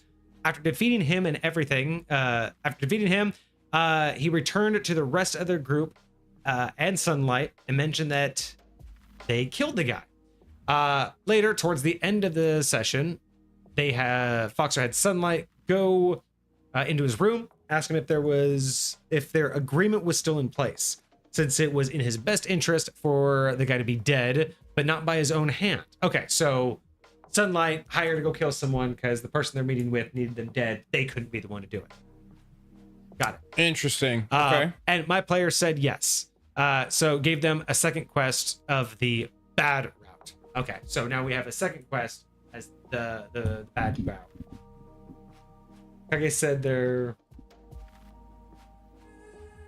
something is dying. My Chromebook. Oh, I was talking about my Chromebook and how it's starting to slow down and just be a little asshole. Okay, so basically, if I'm understanding this right, player took down the left-hand man of the BBEG, who initially tried to ally with the player, but that didn't happen because the player was with a bunch of neutral characters, and I was like, no, fuck that. So they killed him. Went back to the person that needed this person dead, but couldn't do it themselves. They were offered an opportunity to give him a second quest, and this is the bad route, so that's where we're at now. So explanation of why I didn't have Sunlight kill him. Because BBG no longer has his left-hand man, it will be easier for him to take that position for himself later on. The position of left-hand man? It sounds like it. I'm assuming that's... Yeah, like those typical stories where princes kill their father, the king, to become the new king. Okay, so the idea is that they wanted the left hand taken down so this person could take their place. Could take that role. Okay. But obviously BBG is now going to send their right-hand man on missions, who is precisely the one they want to test these days. And he's not one to mince words when it comes to talking to people. So basically, right-hand man just gets right down to business and takes care of things. So to put it in context, the campaign consists of players having the objective of collecting what's essentially the Dragon Balls before the BBEG does. Okay, makes sense. Try to collect everything in order to save the world. Got to catch them all. Thing is that the player has mainly two routes that complement each other, which is pretty much a hero path or an evil path. It's a chance they've been slowly giving them since in the party there's an NPC that works with the BBEG. So it's in their best interest to get along with the player and also help the BBEG. and so they're kind of guiding. There's a player does or an NPC that does? The NPC works with BBEG, so it's in the player's best, or it's in the NPC's best interest to get along with them while trying to help the BBEG. So how Fox is doing it so far, since he's still early on, they're still in an early phase of the evil plan, so they can still back out. There'll be a point of no return eventually. Is that Foxer is giving them a mission that's basically investigate this and you'll get 100 gold. But when they go with the trader NPC and be like, okay, so they're going to be given a mission that says, hey, go do this, I'll give you some money. Okay. Trader NPC is going to say, fuck that, I'll actually pay you 500 instead to not do it. So he's going to basically be the usurper. NPC that they trust is going to talk them out of whatever mission they did. So basically turn a blind eye to things and take the morally gray action that progressively becomes more fucked up. So we're trying to subtly every time push these people towards the evil route without them knowing that we're going the evil route. The NPC's there to always give them the gray option to slowly twist them evil, while most of the options should be clear and black and white. NPC's there to tilt the options. Okay. And then it's basically down until you're in too deep to get out now, too late to turn back. And so in the future, depending on the choices that the player does, they'll have some partners or otherwise, hence why the many mini portraits, which will depend on their alignment. Lawful, neutral, and all good aligned characters will only tag along on the hero path. Neutral and chaotic would tag along on any of them, and obviously evil would go with the evil path. And yeah, the trader NPC companion is Sunlight. Okay, so Sunlight's the one that we heard before is the NPC companion, so that's why Sunlight was like, hey, let's not kill them just yet, blah, blah, blah. So it's the red character that's looking on his side in the art channel, top right of the girl with the TV static texture. Oh, okay, yeah, I think... where's the art? Oh, yeah, these were the tokens that Boxer was making recently. Oh, I did see those. Those are actually looking pretty cool. Go back to, where is it? Campaign talk. Okay, interesting. I'm going to say I actually really, really like the development of these choices, because I love having moral choices in my games. I really like having an opportunity for my players. Now, I still use alignment in a very much more stricter way when it comes to character creation and having players play out what the ideologies are of their characters. But this is where that comes into, right? Because depending on your alignment, you can push that alignment to do different things under different circumstances, right? A good person can steal. A bad person can do a good deed for a bad reason, for a very selfish reason. Remember, good and evil is just a sliding scale of selfless to selfish. That's all good and evil really is in D&D terms, is how big of a scale is selfless to selfish you are. And chaotic versus lawful is just how much do you agree and follow and want to encourage the static structure of rules and law and order and a hierarchy of things versus everybody just does what they want out of pure ecstasy or desire, and no one gets to overrule that. Like there is no body that says you can't do that. And that's all they are, right? People seem to always forget, like, alignment's very, very easy to understand when you put it on those sliding scales. Now, granted, what happens within those scales is your interpretation. Everyone believes lawful good means, well, I can't do anything fun. Like, lawful good doesn't mean you can't get drunk. Like, a lawful good character can go to the bar, buy legal alcohol, get drunk at the bar, not leave the bar to not be publicly intoxicated, tip very well, and clean up after himself the next morning, and still be lawful good. There's nothing that says he can't go do that. Sure. You know, a lawful good person can take the life of another if it's in the right circumstances. What a lawful person wouldn't do is steal a loaf of bread because they're hungry. A lawful good person would try to earn it. That's the difference between lawful good and lawful evil. Is lawful good would try to earn it, lawful evil would try to bargain their way down. And I would even say that, like, a lawful good person could approach a situation two very different ways, right? If you have a lawful good rogue, which is theoretically possible, unlikely but possible, they could choose to go and steal something back if I think they shouldn't have had it in the first place. Yep. If I think they earned it unlawfully, and I recognize that, I can correct what was incorrect in this way and, like, return it to its rightful owner. This is where it belongs. It got stolen from them. They did it I can't prove it was them. I can't go through like, but you can find a way to make what you're doing make sense for your character. You know what I'm saying? And that's why I really like this progression of choice with slight alterations, and it's not very obvious to the players. Hopefully it's a very, you know, honest and earnest from Foxer about how it's being calculated, and you know, because like video games get it very difficultly wrong a lot of the times. Like if you've ever played Red Dead or any game that has a morale system, it's just dumb. It doesn't seem to work. So it's hard to calculate that. Like how many choices. What was that game? It was kind of cartoony a little bit, but it had like very much like the light and dark, and like the way everyone would see you in town. There's a couple games. Fable. Yes. Fable. Yeah. So some games did it really good, others didn't. And I heard they're coming out with another one. I feel like that's where, how does this play out, right? Because if it's an ongoing process, well, how many good decisions overdo the bad, right? Like if they made the first 3 bad decisions and started correcting good, does the story turn? Or is it a total number? Like, are you giving them 10 of these events and you're just going to calculate the total number?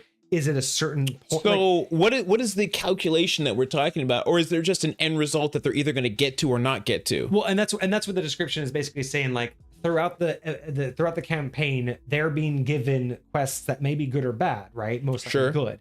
And the NPC is there to convince them to potentially do something else, which may not be obvious to be the quote unquote bad decision. So like, again, hey, I want to pay you $100 to go do this thing. And for some reason, the NPC is like, hey, you know what? Maybe we should just forget that guy. I can go make us more money over here by doing this thing. Sure. And so you're like, oh, well, we trust this guy. Like, yeah, let's forget that $100. Let's go make the $500 with our buddy. Our buddy knows how to go make more money. But all those choices are supposed to be snowballing into more and more evil, right? At first, it's hey, let's not go deliver the cake and let's just eat it. Then it's hey, let's not go deliver the ransom money. Let's keep it. Then it's hey, let's not go arrest these guys. Let's actually join their gang. The way I would look at something like that is each one of those choices has an individual effect, and that individual effect would come into, now, how does that eventually affect that particular player? Well, that's up to how that player sees their character reacting once they realize what they've done, right? But as far as like the overall world or the overall story that's being told, like, well, the effects are the effects. If I choose in the first 2 scenarios to make the bad choice, then whatever bad choice has occurred, whatever result is coming from that choice will happen. Right. But then if in the next 3 I make the right choice or I do the right thing, but that's assuming that they're all isolated and the outcomes are isolated. This is the way that this is reading is that it's leading to either a hero path or an evil path, not a every decision. But that's what I mean. Like, what does that mean? Like, that's my point. That's what I'm asking is that's where it really comes down to the DM doing this in earnest is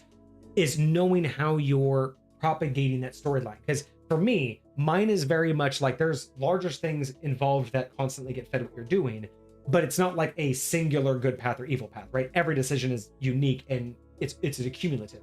But this sounds more like you are either going to go, again, there's a point of no return. Either you're locked into the evil or locked into the good. And so what does that mean? That's what I'm talking about, is that's where it really comes down to the DM, because most games get this wrong. Most games don't have this feel good pathway of, well, what does it mean that I'm becoming good or evil, or I'm morally one way or the other because of 1 or 2 decisions. So that's where I'm like questioning, like, as a DM from Foxer's point of view, is it a cumulative? Is it just +1 to -1 and you're just waiting to, you started at 0 and it's +1 -1 every decision and you're just going to see, are they in the negative or positive?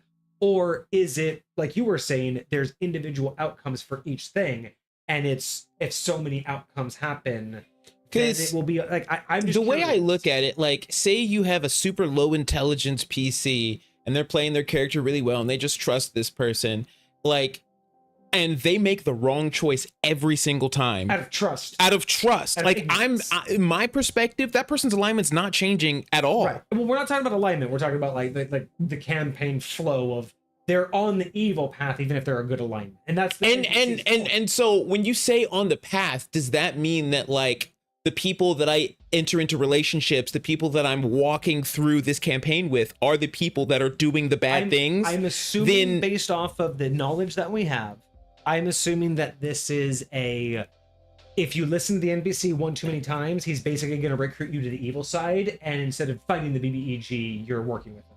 And if you've sided enough against the NPC and just didn't happen to listen to him and did all the right things, you will end up realizing he's betrayed you.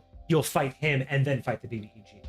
That's how I interpret it, as either you're gonna realize he's betrayed you and fight him, or you're gonna realize, oh, we're all just working for the BBEG. That's cool. No, the that's cool is where I am trying to figure out, is it that I'm working for the BBEG thinking he's the good guy? Like every bad guy ever, like Thanos actually thought he was doing the right thing. Yeah. Thanos thought he was the hero. If they know he's the BBEG, there's no amount of betrayal from the NPC that will make them side with the BBEG. Like, no matter how many convincing they have, the moment they find out he's unless the BBEG, what they're doing is slowly changing their minds, convincing them that the BBEG is right. Yes, that's a completely different thing. And that's what I mean by it's really down to the DM in terms of how earnest is your process. There's also the choice of destroying the good guys and then destroy the bad guy and take all of the cake for themselves.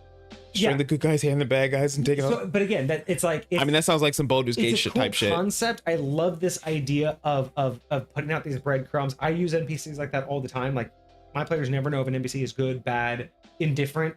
That's the whole and point most of them are all of the above. Yeah, they have their own agendas, and that's kind of the point, is you trust them to the extent that you can trust them. Sure. But I like this concept, but there's too many questions, right? Like, again, how involved are the PCs in this concept of gameplay? Like, you know how my game works. You know how High Point is. You know the things that you say, the people that you talk to. You know all of that adds up. So you're more cautious in how you approach things. But some players, if they're not used to that, if they don't know that that's the kind of campaign they're playing, if you give them an NPC and say he's your buddy, you know, in my game, you've played it long enough, and I warn you, just because an NPC is helping you doesn't mean they're your friend.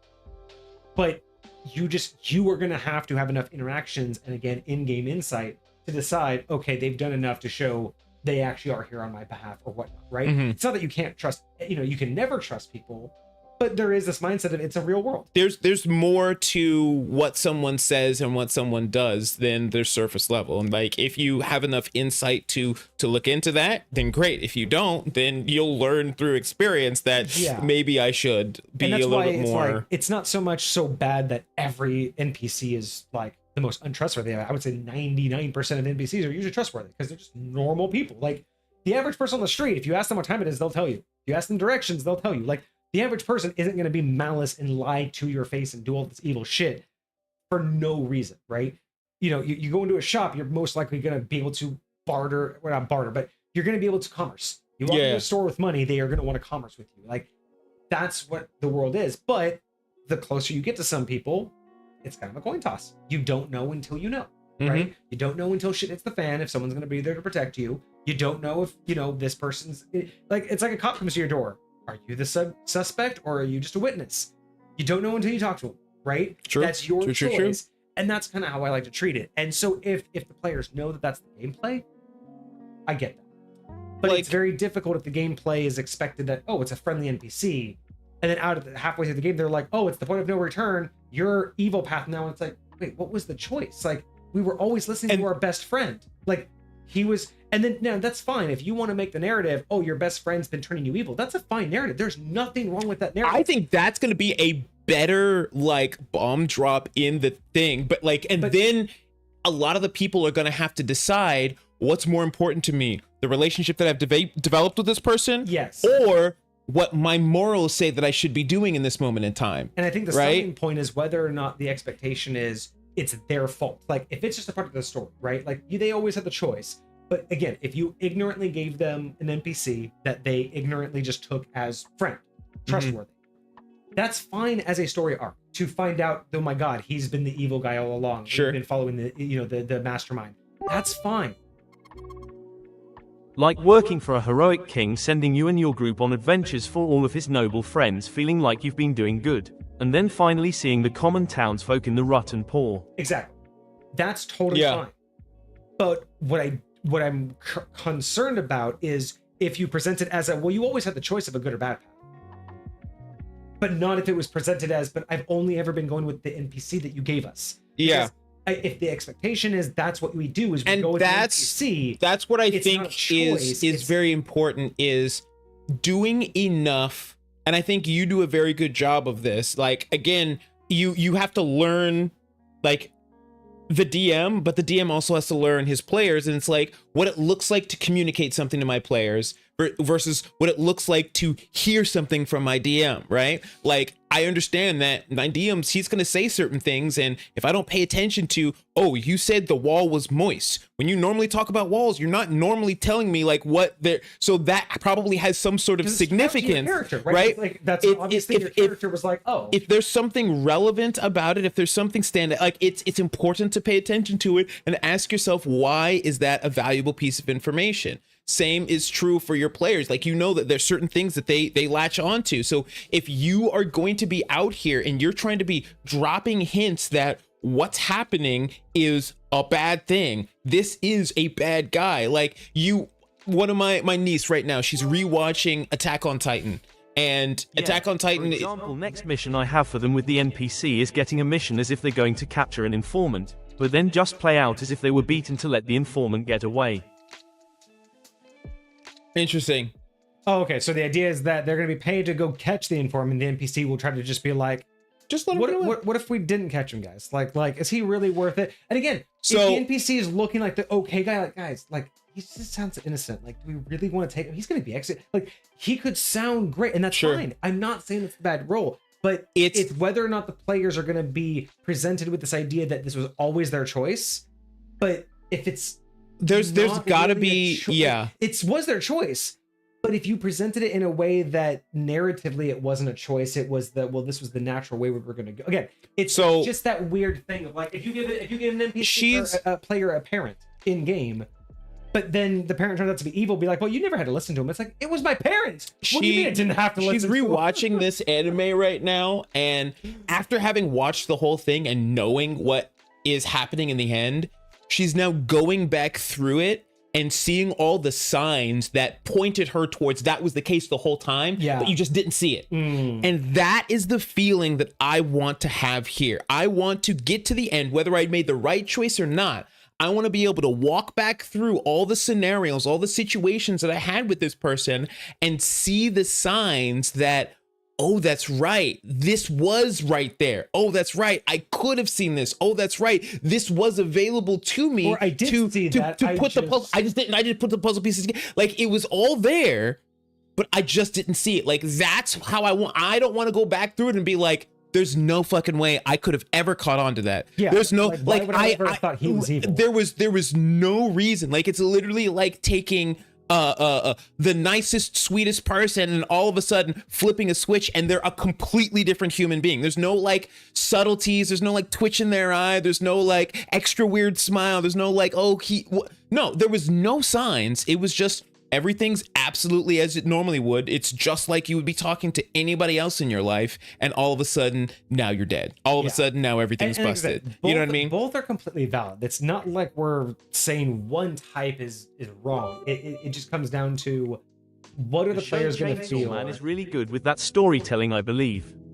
I haven't watched Chainsaw Man. I've heard a lot about it though. I just watched it's a very interesting show, and I think they do a very good job of storytelling in that anime. So it's pretty cool. Yeah, it just came out with a movie for it too. And so it's like I think this is great. I think a lot of more DMs could do things like this that are a little bit not so linear, but a little bit more like thought through. Like I like when campaigns have a little bit more options to have multiple endings, right? Not every campaign has to be fully open world in any direction you want to go. But it is kind of nice when a campaign. Oh. Got it. But it is nice when a campaign can, like you said, be walked through after the fact and go, oh, we could have gone that direction. Yeah. Like that really was the last choice, or oh my gosh, I see it now. That's what that one person was trying to warn us about. Yes. And we just didn't understand. Yes. Or when we were told to go here and we decided to go here. That's why even when I miss it, those are my favorite parts. Yeah. So it's being able to know that it was there. Yeah. And that's, I guess, my main feedback about this is I think it's a really great concept. Just be sure that the players are either aware of it or when it's finally time to drop the ball, really make sure you know whether or not they had the choice. Because if they didn't, don't put the outcome on them, right? Like, Yeah. if it's just a narrative decision that you just want their best friend to be the evil guy the whole time, fine. But you can't, if they're upset about it, you can't then be like, it's your fault. And like that's my only concern about, again, and it's not even a comment about Foxer, it's just a comment about this type of Yes. DMing, this is where I really love this kind of stuff. But it really is one of those, it's the more advanced level stuff of DMing and this is where player expectations really come into play. I encourage always having a choice for them when they do find out. So like say they never figure it out, say they walk in, there was no sign, but it just, sorry guys, look, I'm a different person, I'm a completely different, like I disguised myself, there's no way you could have known, whatever. Give them something that they can now choose to do. It's either if he's sitting there like trying to actually convince them he revealed the truth, and he's actually trying to convince them to like come be a part of what he's doing, you know, after everything that they've done, give them the choice to say yes or fight him or whatever. Like even if it divides the party, like I think that's a great dynamic, and like see who ends up going where. Maybe they act like they're going to be on the side of the bad guy and they're fighting against their own homies, and then at the last second, boom, they grab onto him once the bad guy thinks they can trust this person, and because they're actually fighting against their homies, and then they all pile on him and like they do so like give them a path to some sort of redemption, right, outside of just like sucks to suck, you guys did all the things, now you guys are all the bad things are happening, you know, if they're just like, oh, we chose the evil option, we're evil now, like if you want to roll, like let them roll with it, but yeah, like again, it's that whole thing of the reveal has to match the expectation. And if the reveal happens and they're like, oh my god, this happened out of nowhere, and then they're being told, well, you always had the choice, that doesn't feel good. If they had no idea and then you're just like, yeah, surprise, he's been evil, that's just a storytelling device. Yeah. But if you truly did make them like, hey guys, this king who like they know that this is the best king out of the 3 kings in the area, right? He's the one who has the least taxes. He's the one who, opened up the waterways. He's the one who holds back the hordes of the invading forces, blah, blah, blah. And he's asking for your help to deliver a very special treaty to the neighboring kings. And if you do this, he will bring peace. And he has found a way that he can corroborate and get everything to be peaceful. And then your NPC says, hey, what if we switched out that note? I got talked to by this guy. He has riches. He has everything for us. Just swap this note with the one you have, and we get paid. That's all we gotta do. That, brilliant. You do that because you're causing them. Little, yes. Then you can be like, guy evil or not? But he's your best friend. Maybe he tells you, worry about it. Actually, this guy, he's like actually the advisor of this other kid. I mean, the question is, are you guys evil? Because you just keep saying yes to him. You reckon? Listen, if that's my buddy, I'm like, dude, what do you mean? Why would we do that? Like, we care about these people, right? You come do the right thing with us. If that's really where I'm at. It's really convincing. Maybe he's like, dude, I actually got talked to by an advisor. This deal isn't what it says it is. It's this one right here that we can swap it out with.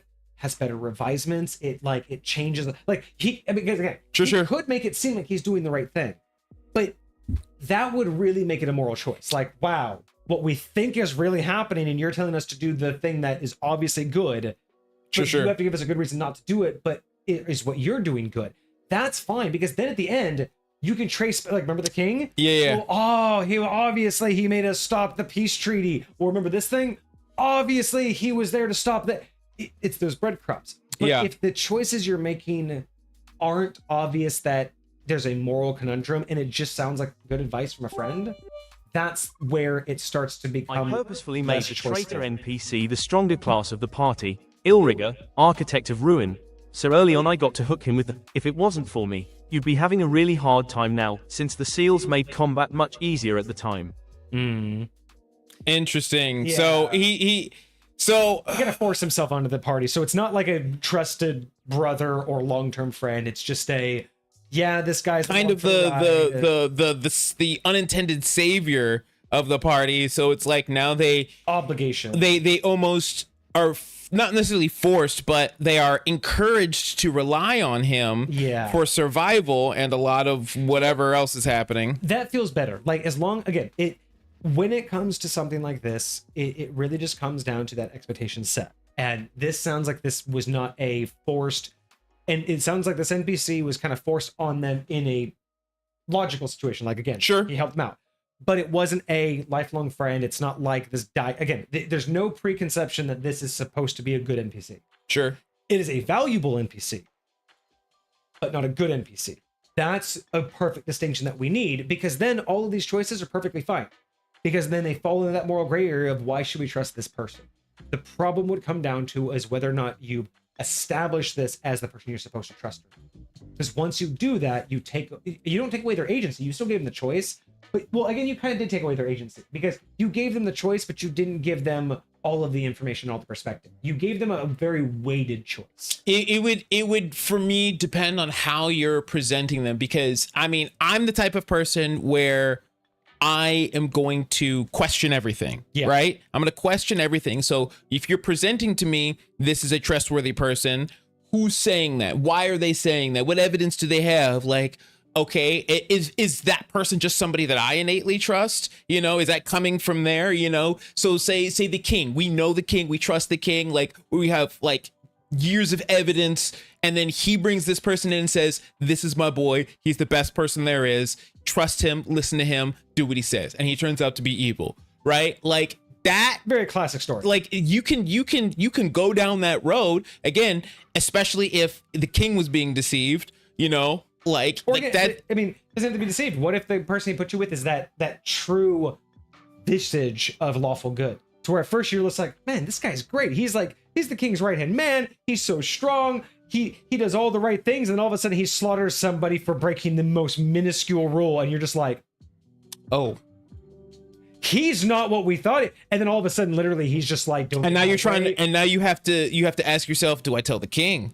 Do I go confront him and tell him, like, hey, do I get in this guy's way now, because like I don't like what he's doing, but he is doing the will, like, so there's ways to do it. Yep. And that's what I mean, right? There's no wrong way to do it, unless you set the wrong expectation and then given an indirect or a non-compatible outcome. Yeah. That's all it is, right? Like, staying consistent is honestly the only thing that really matters. Is they can follow along with everything that's happening. They can move forward. They can move through this, and can. Again, if it's not their choice, just don't make it seem like it is. Again, if you absolutely, you gave them the perfect NPC that literally, even if they did what you did, go, wait, what did I miss? How? And the DM could just be like, you didn't miss anything. I didn't allow it. Like, I didn't give you guys it. Like, you could literally, as a DM, write a perfect NPC that is evil that never ever gives it away, because you see that in literature all the time. Yeah, you see that character to the very last chapter, the very last act of the movie. Finally, you realize then you see all the cutbacks where they were talking with the evil person, but you never actually got to see a scene on camera that would ever have given you suspicion. Yep, that's okay.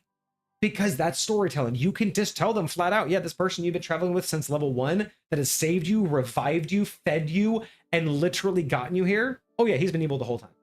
And if you ask, well, what, how would we have found out? Well, you wouldn't have. That was the whole point. He lied to you. Like he's that good. It's okay to not let them have a level 20 person interacting with a level 3 person is gonna likely be able to deceive you every freaking time. It's like it's okay to be outclassed. Or what if they were sent by the BBEG so long ago that they didn't have any opportunities to be evil? What if the BBEG sent them to you to protect you until you got here? They've never done anything evil. Never once. So why would you suspect them? They literally did their job to a T. That's okay. Players might feel some sort of way about that. Sure. But that's the point of storytelling, is I didn't get, now granted, if I didn't give you any reason and said, well, you could have figured it out, that's bullshit. Sure. If I gave you reasons to question him and then said, well, you could have figured it out, that's when they go, yeah, you're right, I kind of did let him get away with a lot of shit. Like, there was that one murder that we just totally like ignored. Like, there's always ways that the players will just be like, oh, you're right, we did kind of like miss that. And then there's other times where it's very obvious, right? Where it's like, of course he's the fucking evil guy. Like, there's layers to it. But what you just can't do is that output has to match that FYI, Kage, expectation. they're not LVL 20. He reached the party at level 5 while the party was level 3, and then on grew along the party which reached level 10 this session. Yeah. So again, totally fine as long as the relationship is is understood. He is a stranger that is beneficial. Being valuable doesn't mean good. That's a clear distinction, and I'm fine with it. Absolutely. I think we gave Foxer way more than a 10-minute rant. Absolutely. Told you we can rant about anything, especially if it's D&D related. It was brutal. It wasn't until halfway through the battle one of us got our insight check rolls. It was good 4th session to make us realize we were working with the bad guys, thinking we were doing good because they told us what we thought we were seeing. Yeah. And it's that easy too. Like, go get sent on a mission. Hey, I need you to clear out this infestation. And you go in there, it's a dark dungeon, you're just clearing out things you can hardly see. Don't even realize that was like an endangered species. Like, think about this. Have a king send you, I mean, the most classic, right? Go clear out this thing of rats. Sure. Change one letter. Go clear out this thing of bats. They're an infestation. You're level 1, no big deal. You kill some bats. Guano is really expensive and very useful. What if the town that is nearby that cave was fully reliant on it, and that king hated that town, wants to build something there, and the town won't leave?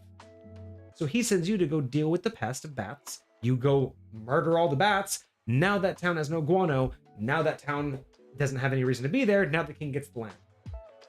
That's a perfectly reasonable evil king maneuver that is perfectly legal.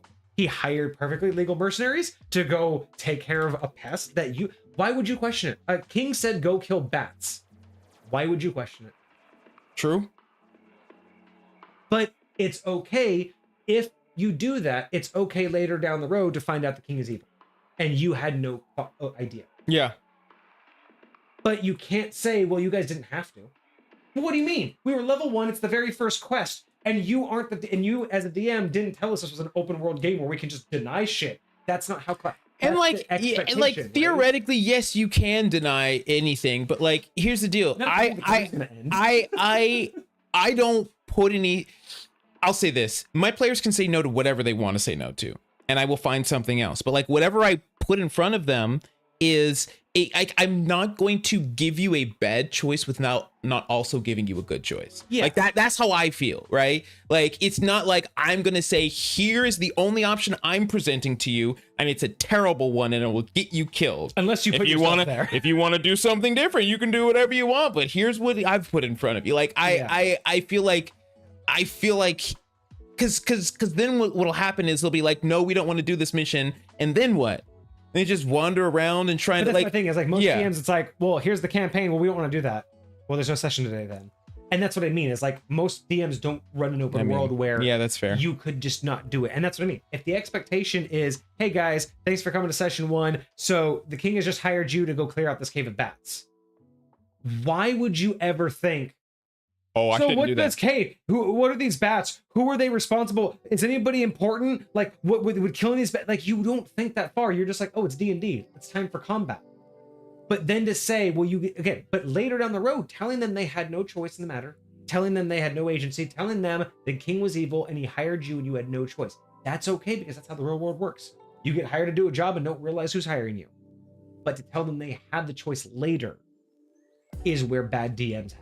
Right? Sure. It's the DMs thinking, well, it's a story. You could have done whatever you wanted. I mean, that to me is a wild version of gaslighting. It's just like, it's just like, yeah, you could have done whatever you wanted, but you did exactly what I told you to do instead. And I'm like, shut the fuck up, bro. Good. Foxer got their money's worth. I'm glad you got your money's worth. It was a good topic though. That was it was good. It was very good. I'm glad it wasn't just hey, here's what here's like 15 paragraphs. Just talk to me about it. No. It was a good concept because it really is like trying to decide paths. Like there are linear DMs, there are pathward DMs. I would call it pathward, where you can like A/B pathing. Choose your adventure. And then there are open world DMs, right? And it's all just based on how linear it is. Plus a good story-driven one before they got to the cave of bats near the town.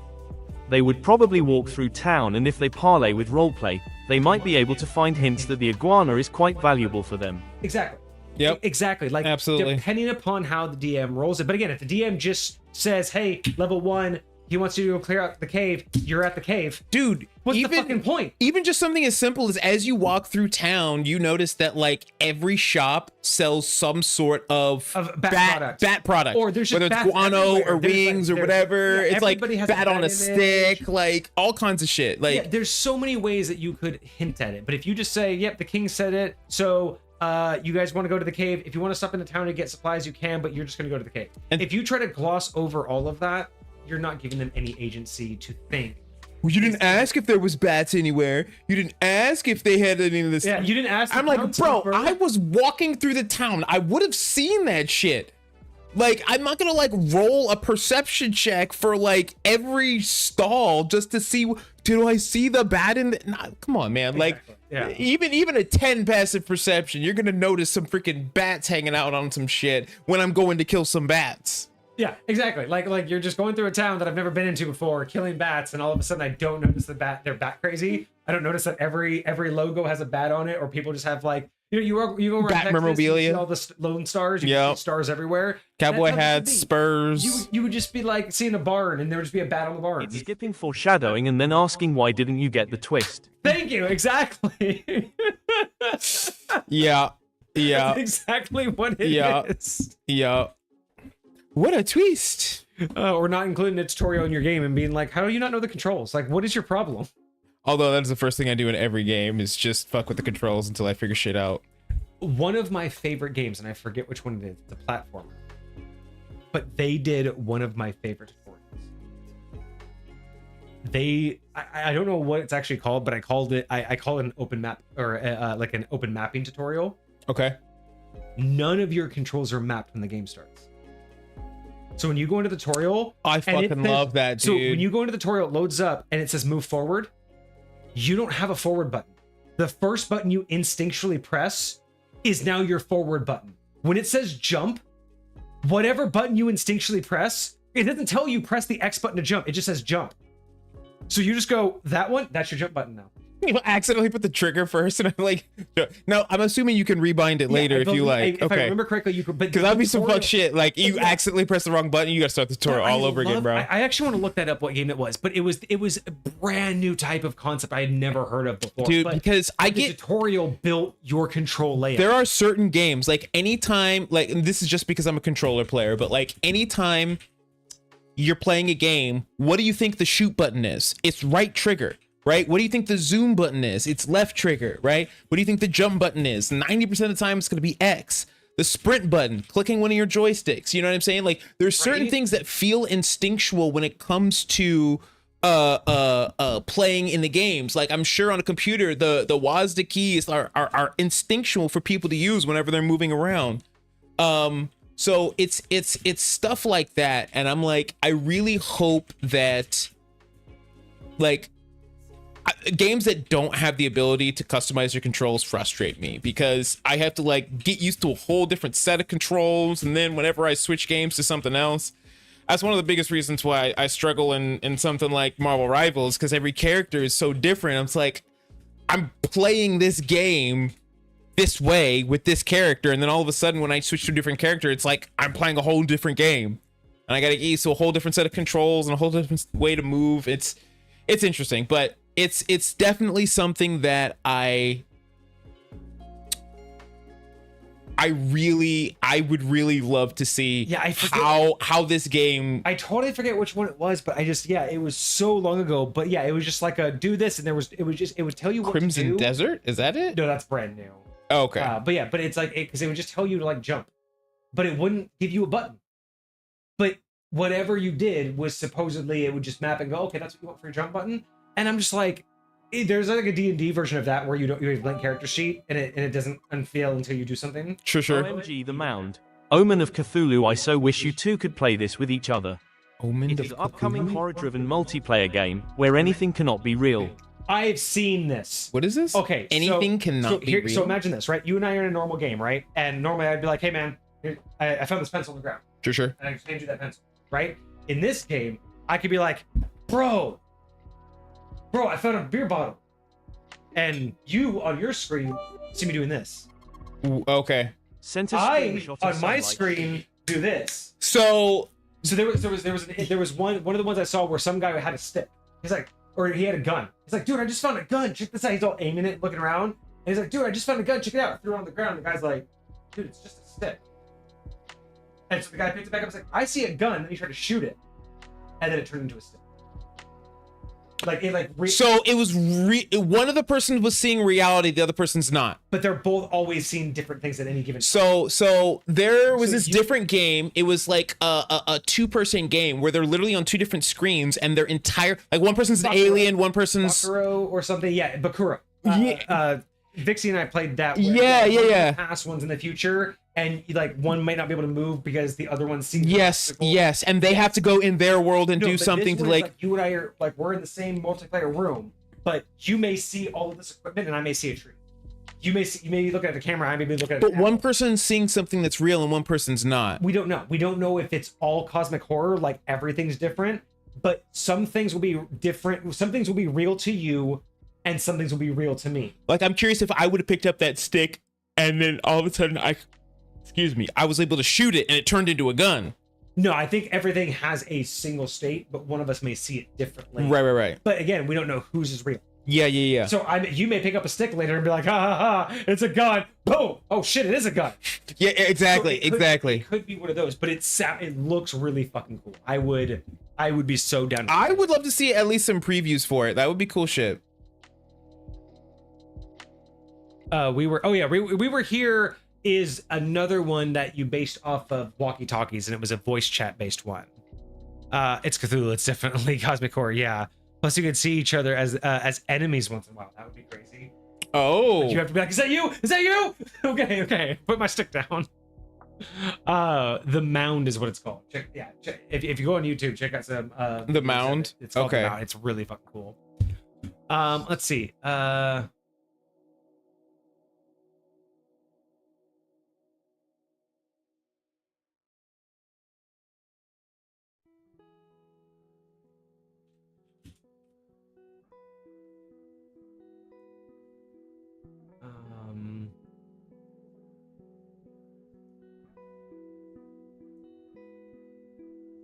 I'm really trying to figure out if I could find that one game though. Like I can't remember which one mapped your tutorial, but I want to say it was an obscure one. I don't think it was super popular. Like some indie game? I think so.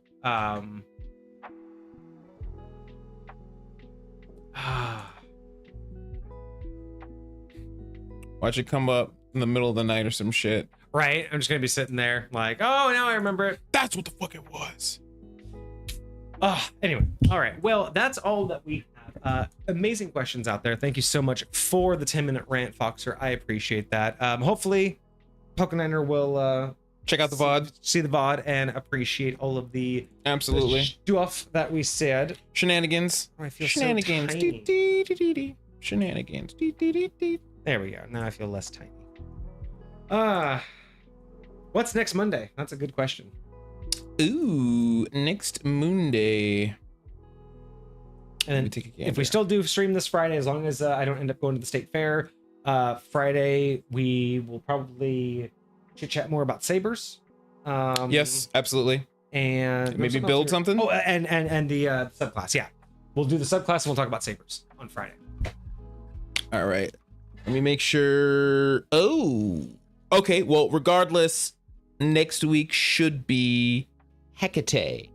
And Hecate has a class for us. Ooh, a base class. A base class that will eventually have 3 subclasses for it. Yeah. What's the class? What's it called?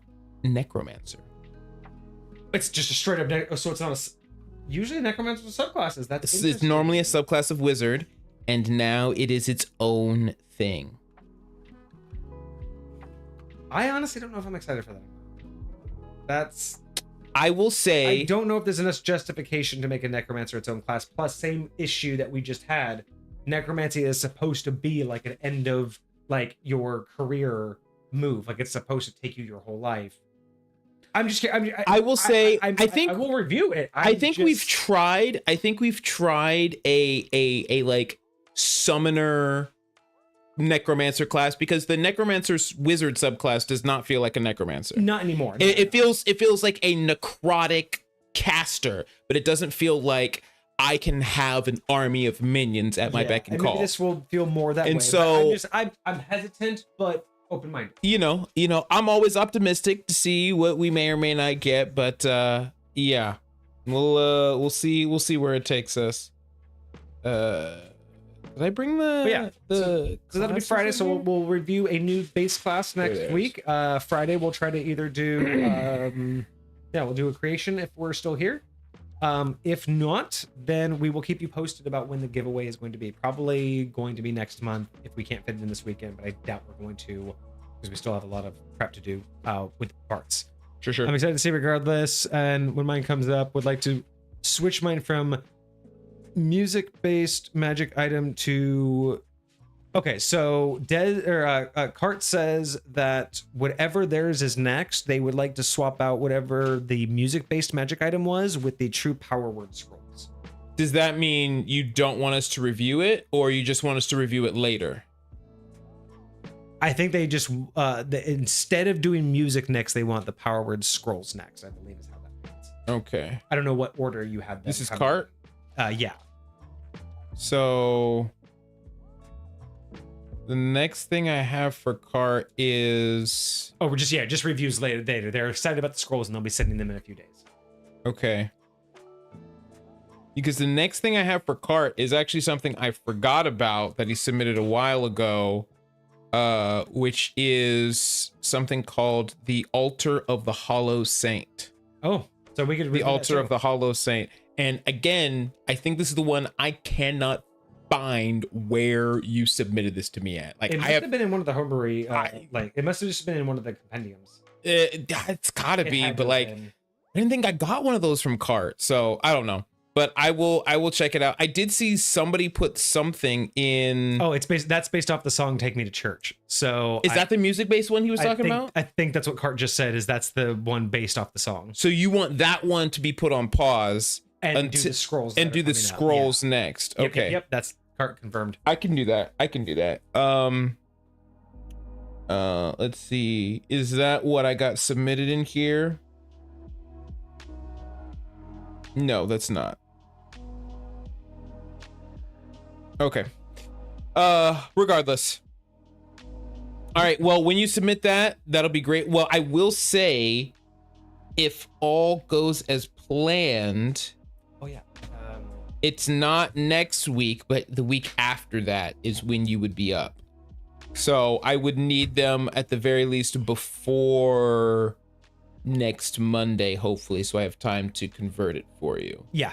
So try to get those in as soon as you can. Yeah. All right. Well, that's going to be us. I appreciate everybody for joining us today. And Foxer, again, thank you for the questions and the submission. Looking forward to more. Again, more stuff coming up. Lightsaber handle review coming, or giveaway coming up soon, so pay attention for that. But anyway, I hope you guys had a fantastic weekend. I hope you have a great week ahead of you. But we will be back hopefully on Friday, as long as I don't go have fun at the state fair. But absolutely, have a good rest of your night, and we will see you all soon. Cheers. Deuces, my friends.